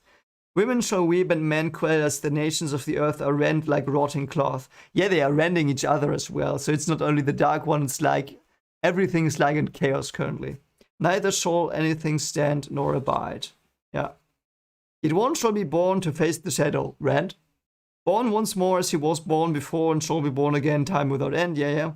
The dragon shall be reborn, and there shall be wailing and gnashing of teeth at his rebirth. Oh, perhaps that's the battle of Tomenhead. Because there was a lot of wailing and gnashing because it was a cluster F, so. In sackcloth and ashes shall he clothe the people. Okay, that's not yet happened. And he shall break the world again by his coming, tearing apart all ties that bind. Yeah, okay, but that's happened as well. He tore away the ties of the Shinarans in the end. Like in chapter 49 as well. Like the unfettered dawn shall he blind us and burn us, yet shall the dragon reborn confront the shadow. So I wonder what that will be. How will he blind them and burn them? Is it like he will burn everyone who doesn't like him? I don't think that's Rand. And his blood shall give us the light. Oh, he might die in the end. Oh, I hope he doesn't. Or his children. I don't know. Let tears flow, you people of the world. Weep for your salvation. Yeah, weep. Okay.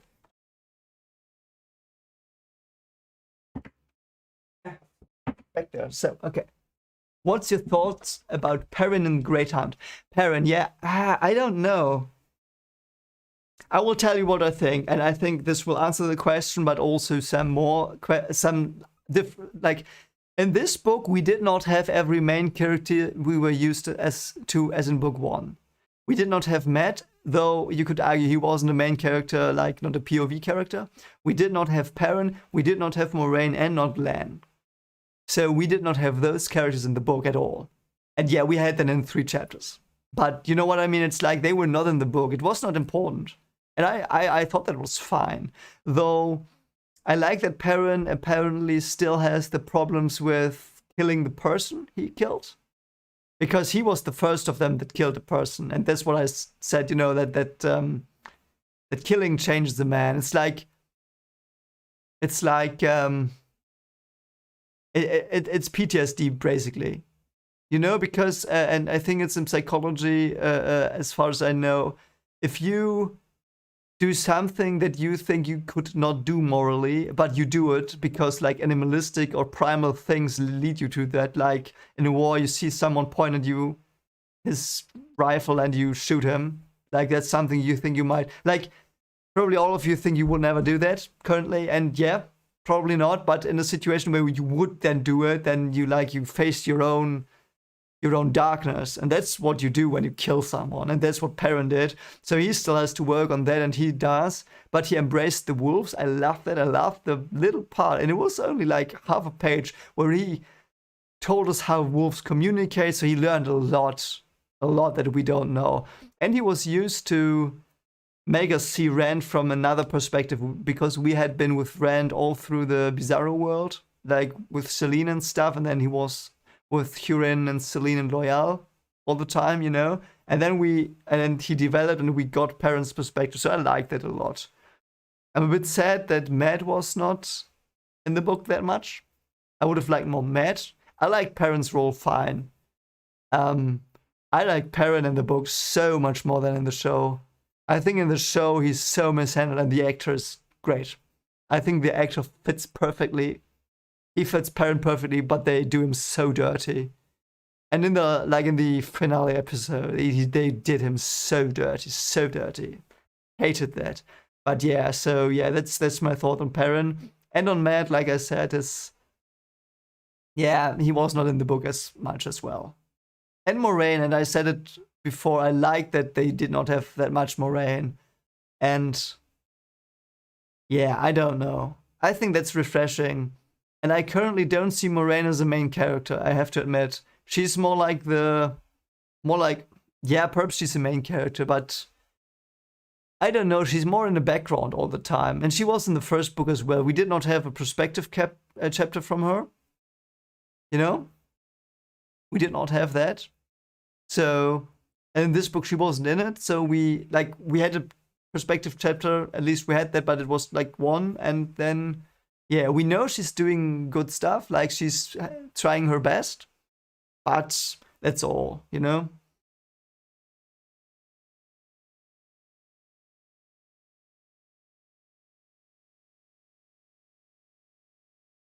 Yeah, the finale was like, and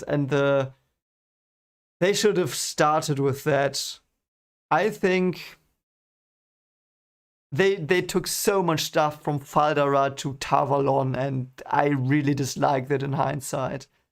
I understand why they did it, like to shorten stuff, but yeah, I don't know.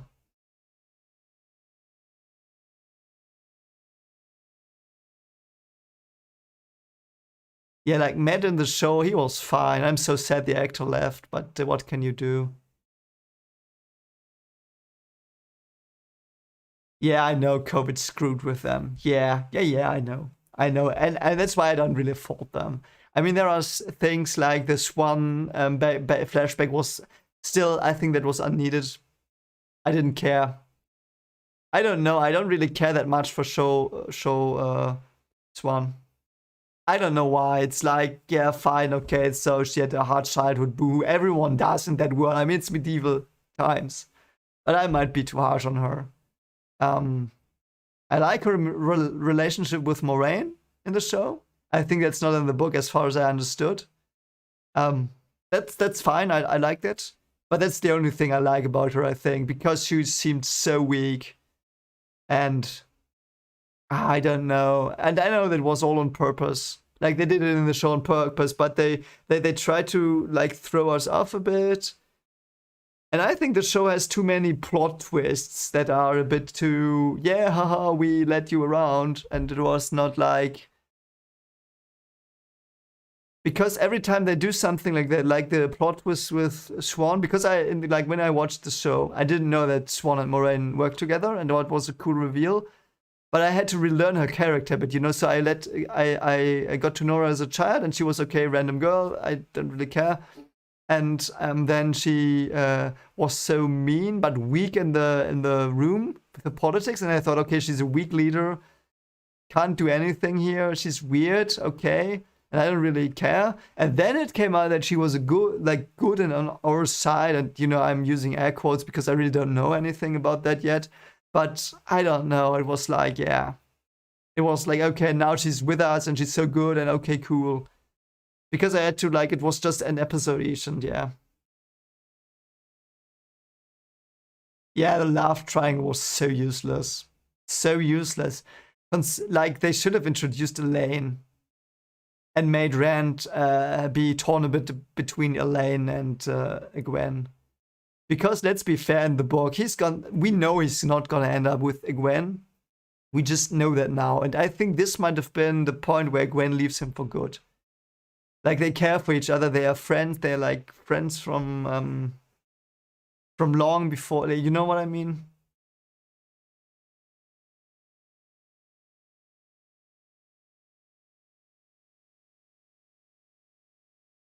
Yeah, I don't know. You know, I because I watched the show first, and I've been thinking back a lot about this. I still like the show a lot, but there are really things I'm mad about now. I think the biggest thing I'm mad about, and it's probably so stupid, and you'll laugh, but it's Elias. That they did not put Elias in and gave Perrin that thing.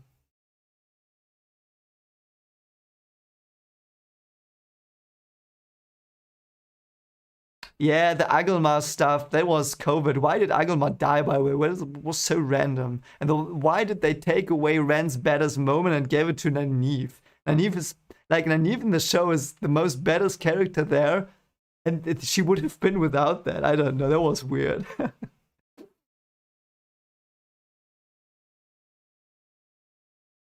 Yeah, I know Alice is in season 2, but I would have liked him in season 1 because he would have given Perrin more than a stupid love triangle.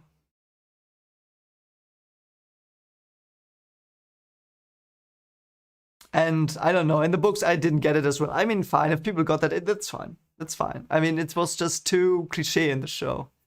It's too cliche. The show, I liked Loyal in the show a lot. I liked, as we said, Beltino was brilliant. I liked that as an addition. I liked the Trolloc attack. I was a bit sad that Moraine did not cast more diverse spells, you know? It was always like bam, bam. I don't know what to say.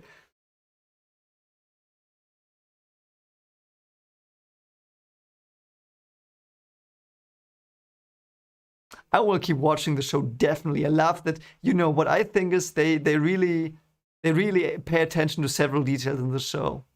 I'm sure they do because like there are so many little intricacies I loved. Like I also what I liked is the addition of the dark friend girl. I like that a lot. I like that a lot as well. Like they put together this stuff, but I have to be honest. I would have liked it to be uh, uh, I would have liked them to take time. And I think that's my main thing with the show currently that I think is a missed opportunity that they did not trust the source material. I get the feeling. And my other two friends that are like discussing things with me, they don't think so. So I'm alone there.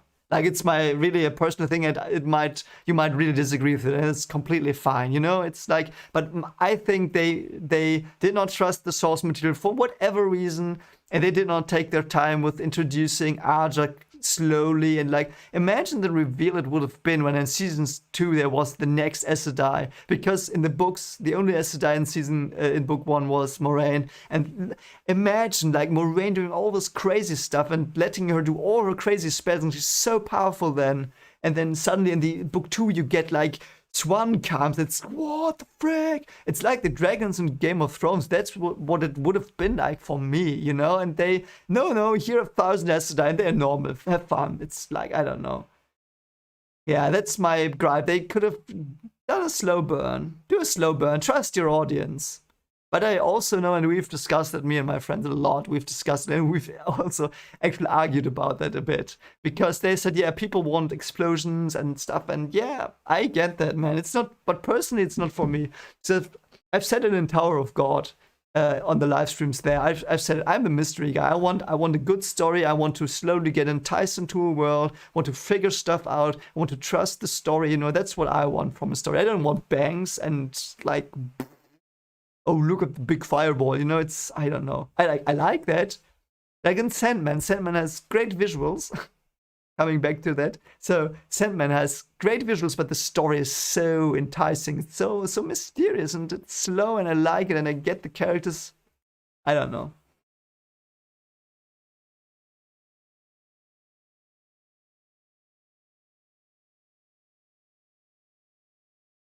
Yeah, yeah, the 8 episode format, I don't get that. Like do it like 12 or do 24, I don't care. 24s, or like why not look like how many chapters is it? Like do 3 chapters or whatever an episode. And I know it's very unconventional, but seriously, just do it. Just trust it. I don't know. But it's expensive. I know the show is very expensive, probably. Not as expensive as Lord of the Rings, Rings of Power was. But let's not talk about that. Yeah, it's streaming metrics is stupid. You know that's I have no clue. You know that, right? But what I think currently is they rely too much on statistics. Because you can play things very safe with statistics, but you won't get the bangers. The bangers you will get when you like try something and it doesn't fail. I don't know. Yeah, I think it was the main thing was time. I think the main thing was time, and you can't fault them for that because it's stupid metrics and stupid idiots in suits deciding, yeah, everything has to be 8 episodes. Yeah, the Dragon Mystery Box was a bit unfortunate. Yeah, but come on, every show has that. Every show has that. So, yeah. Let's get back to my favorite things about this book. My favorite moment, you can guess it was Ingta. That was my favorite moment. And also the second favorite was probably, yeah, I don't know. It doesn't really matter because Ingta was so good. And favorite chapter was Flicker because I'm a sucker for that. I'm a sucker for parallel worlds. So good. I love it so much. It's very cool.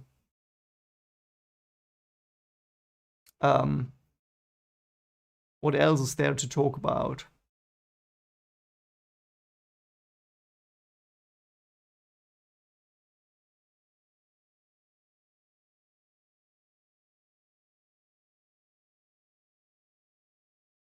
Let me think, because I don't want to draw this out and keep you all here. There's something else I want to say about the book. World building was like beautiful. It was very nice. I enjoyed the moments a lot when things that were very small from the small books came back. Like Elsie, I was so happy that Elsie was back. It was so random and stupid. I loved it. Loved Elsie being back. Elsie is just like the girl. And I hope that she's just like this character that's always in the background doing stupid stuff, and it's a bit funny, and it's just like showing that a Taverin can like influence people around them, and he accidentally made Elsie into like an Aes Sedai or whatever. It would be so funny. Yeah, Galdrian. Who killed Galdrian? Ooh, good question. Yeah, right. We don't know. We know that pretty much that Barthanael was killed by the Dark One, or like by a proxy of the Dark One, but Galdrian might have been either assessed. Okay, I'm just not gonna spout anything. Let me think about that. So they had the Game of Thrones. Sorry, the Game of Games. Who did it? It was probably someone. Oh god, I don't really know. There are so many possibilities. It might have been the Dark One to like throw, or a Dark Friend to throw Caerhien into a civil war. It might have been someone from another country, from a neighboring country. Or it might have been one of his guards that thought, yeah, mate, you're just an A-bag, you're just vain and all of that. Because that's what I thought of him. Everything, and I'm glad we didn't meet him. I didn't need to meet him. I knew what he was, like selling or paying so much money to move the stupid statue. What an idiot. What a stupid idiot. I hated him already. It was like having a huge stick up his butt. I don't know. I don't know. Yeah, Flicker was so well done. Reminded me so much of Dune. Yeah. Yeah, it was such a more deep moment from Dune. I have to really read on there. Yeah, the Leandrin thing, and people actually gave me some shit in the comments, like not really negative, but everyone said like, yeah, no, she's obviously evil, and I'm like, no, guys, man, she didn't do anything evil. I got all her, like, until she betrayed Egwene and Nynaeve, until that moment, I always thought I got her. I got what she was doing, because, and I'm a bit sad that she's like, oh, she's your no dark friend, blah, blah. Because I thought she was a third party that was like, she had her own twisted ways and trying to make it right. And I thought the Red Archer were that, and I think they are still that. So I think normally Red Archer like a bit twisted, like different way than blues, have a more sinister or glass half empty view on the world, and she was one of them, and that's why there were politics infighting, and that's probably what it was. But yeah, and I thought Leandrin was part of that, but now Leandrin is a Dark Friend or Black Archer, whatever. Yeah, I copied it past the exactly. That was my thing as well. I thought she was like having her own motives. I thought she was just being a bit of a bee, but she was fun as well. Like I really enjoyed her in the chapter before, and the way she was just like this. Well, I don't want to talk to you. I'm just here on my little bonfire or whatever. Yeah, I'm a bit sad about that actually. But the actress is gonna nail it.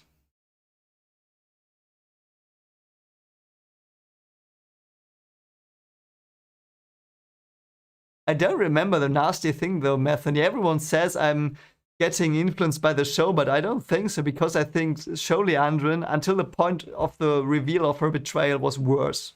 I like the actress is nailing it, but she's such a queen bee. And I could see that show Leandrin would really do some effed up stuff, but I think book Leandrin was very keen on getting the Dark One done in, you know?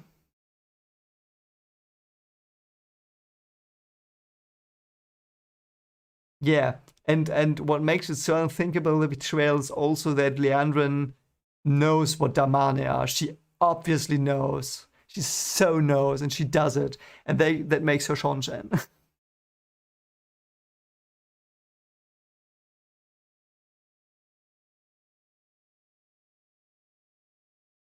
Yeah, yeah, Kitty Rihanna. Yeah, that's what I think as well. So I don't blame anyone. It's completely fine. And you can like tell me what you think. If you think I'm being an idiot, please always tell me. You know, I can take it, no problem.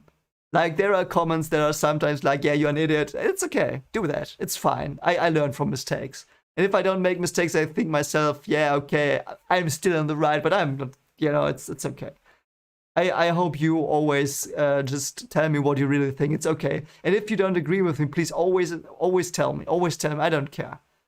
I'm you know I want to learn as well. If I get an opinion that's not like mine, I can mostly pull something good from that as well. So feel free to comment stuff like if you disagree, please do that all the time. That's very yeah. Like I hope you do that, and people do that, and I'm very grateful for that. Yeah, Inkter as well. Inkter shows us that Dark Friends are not evil per se. That is, yeah. By the way, yeah, Logic Soul, you bring up something. I still think Egwene and Nynaeve was very stupid because Lianwen definitely like the way she talked, and you know she can't lie, and she talked so weirdly. I would have asked her, "Are you Black Archer?" Because she told them, "Yeah, there's Black Archer here." I would say, "Okay, so I have to trust you now, right? So are you Black Archer? Tell me yes or no." I would have done that. I don't know.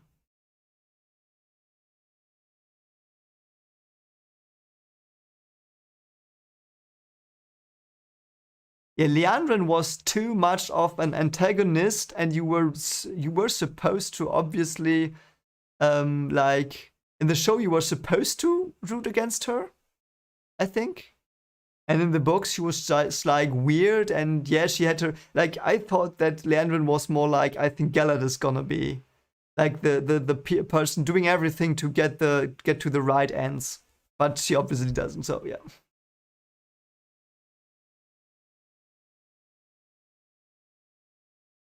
Yeah, this the thing at the start of the book too. No, I because I'm too much of a guy that says yes, they will have their reasons. Let me see their reasons first. You know, it's like yeah, I know she did the needle thing, but I thought she was like more a bit like yeah, like the bad cop that will beat you up. You know what I mean?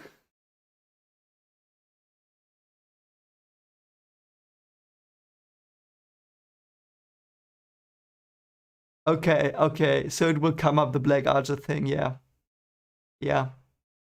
And that was also something where I had some, I think, disagreements with some of you guys where I said And I think I'm with you there now that Rand didn't know about the thing, but the moment I perhaps I put too much of myself in there, because the moment I know someone can't lie, I will be so careful whatever they say, and I will ask questions back. And if they like say no, I'm gonna not gonna answer the question, I'm say yeah, so you lie.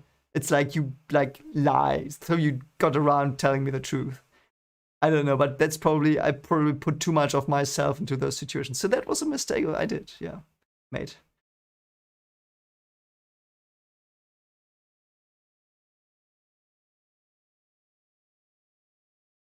Yeah, I don't think I don't know with the show. I never got the backstory stuff with her in the show. I don't know.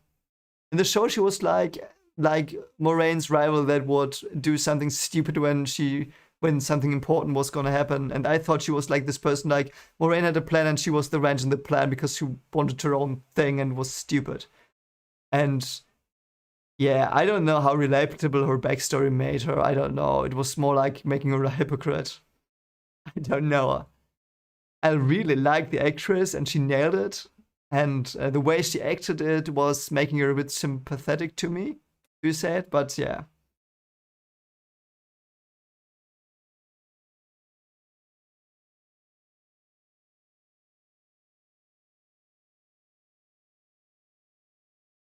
Oh, the talk with Nynaeve. Yeah, I kind of get that, but yeah, I don't know. I don't know. Didn't. Yeah, the actress nailed it. Like, the Leandrin actress is one of the best actresses in the show, I think. Yeah, they were out of the relevant comedy past. Yeah, I know. It's like it's so easy to like as a reader, it's so easy to say these things, but yeah, yeah. The actors have all been great. I liked all the actors. Props to all of them. Um, Writing for the most part as well. If you discount the obvious COVID problems and the time thing we talked about, that yeah, the ABAC actresses and actors are mostly the most fun ones. Like I would probably do a pretty cool villain in a show or whatever as well because I love doing stuff like that.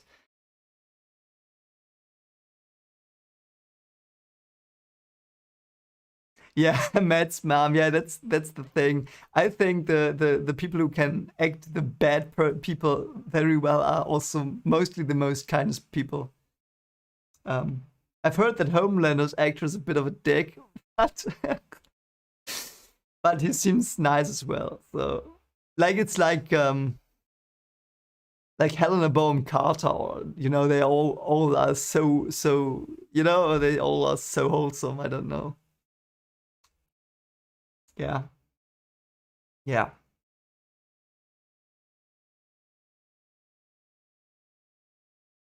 yeah. Me and the White Cat. Yeah, people tell me I'm a very good actor. Like, but I don't know. Oh, you've got a white cat. Oh, that's so good. I've got a black cat. So perhaps I'm the evil villain. I don't know. I was always drawn to evil people in shows as well. Like I loved Agent Smith. I loved Sylar from Heroes. I don't know if you know that one. Um, I'm always for the bad guys if they are cool. Also in the Sandman currently I love Corinthian. In Tower of God I love Ren. Um, in Bleach I love Eisen. Like Eisen's one of my favorite characters in Bleach. One of my two favorite characters. I love Eisen so much. I don't know. I've got a thing for I've got a thing for good villains. I hate the must destroying I'm evil guys, but or Hannibal, like Matt Mikkel's Hannibal. I liked him.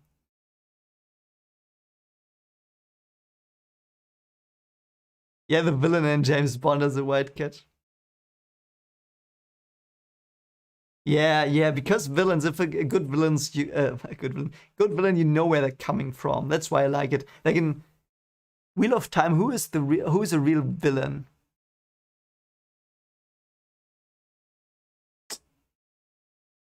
I think the best villain currently is Celine. I think Celine's the best villain. Um, and the Dark Friends from the Tavern in Book One. I think those. Yeah, I haven't seen Jessica Jones. I've seen nothing of Marvel. I know you'll probably shoot me now.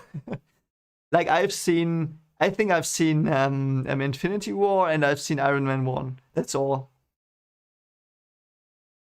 But yeah, David Tennant, by the way, yeah, David Tennant, he nails everything. He's great. Um, though not my favorite Doctor. The Sonsen are not like, yeah, the problem I have with the Sonsen is they feel like they're not people anymore. They're like just robots that do their mind wash programming, all of them. And they're like, I don't see them as, because the Sonsen are not persons anymore. They are like brainwashed people. I don't know.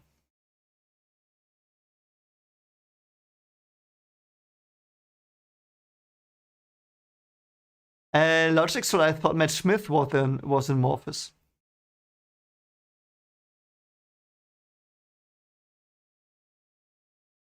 Yeah.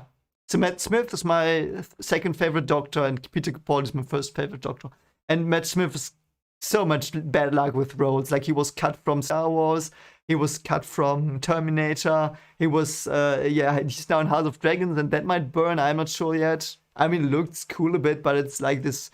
It has this modern vibe that they're just doing anything they want currently because they want to make money. I don't know. Yeah, let's that might be the let's like end it with that. Let's do that. Let's talk about the the villains a bit. Let's take about the villains a bit. And I'm gonna take about the villains and like the Forsaken, and you will just, yeah. So my least favorite one is Aginor currently. Yeah, Matt. Yeah, Matt is my second favorite Doctor. So I like. Let's just do a little tangent before I talk about the Forsaken. So when Matt Smith's Doctor regenerated, I cried like 20 minutes, and that I'm not exaggerating. Like 10 times as much as I cried with Ingtar, and I really cried 20 minutes. I never had that before. I couldn't stop. It was so sad. And yeah, so I loved him, but I loved Peter Capaldi more because I don't know, he was even more complex. But yeah, so Forsaken. Aginor is my least Forsaken currently because he's just like the random evil dude. And again, in Nynaeve's dream, and I discussed, yeah, Smith is doing the old man and young body and stuff. It's so brilliant. It's absolutely astonishing how well he acts. Yeah. So, and I think Peter Capaldi is probably only my favorite Doctor as well because he's the only one I watched from beginning to end live, so to speak. Yeah.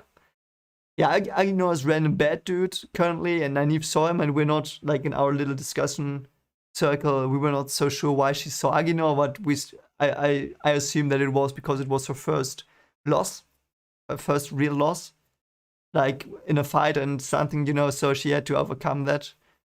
I don't know enough about Ishamel, no clue, so I'm not gonna do anything there. The good dude with the weird mask, I loved that one.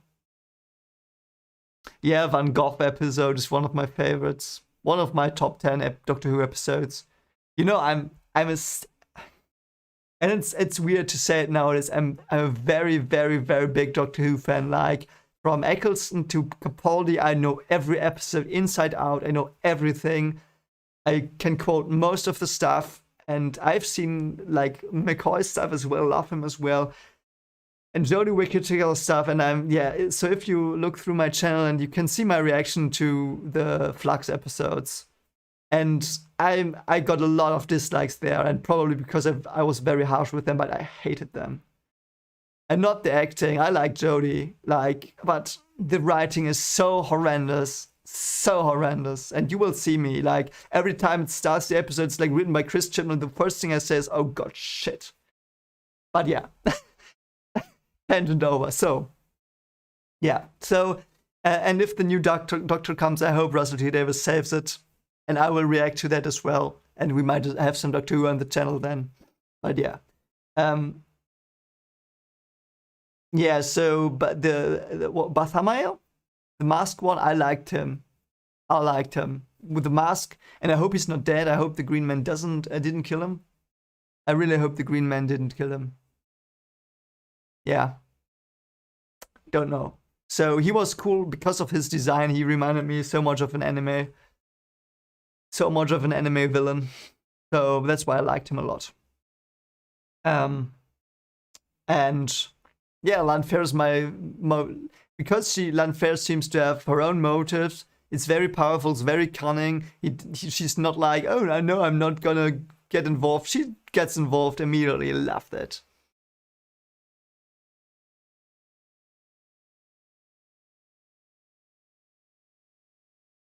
I might look that up. Yeah. So that's like Lanfair. I really like her. Really like her. And perhaps it's also because I like the siren type character, you know? I don't know.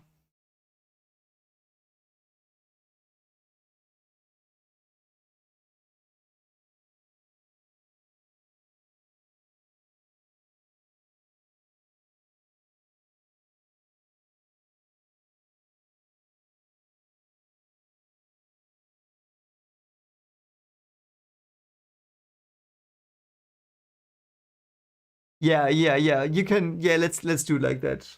Um,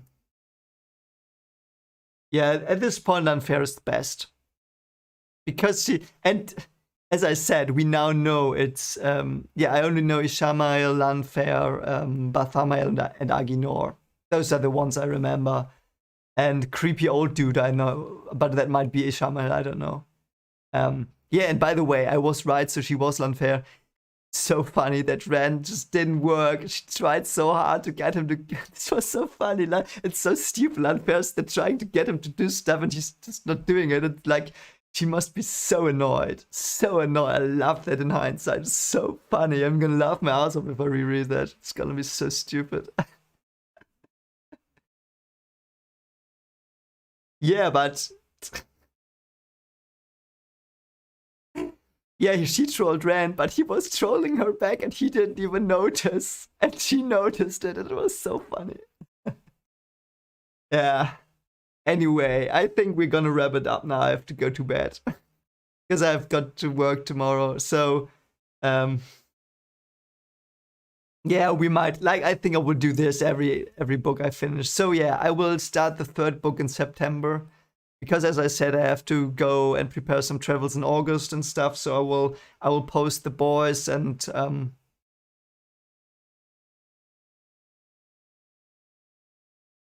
I will post the boys. Hopefully, Sandman. I will do the Tower of God live streams a bit.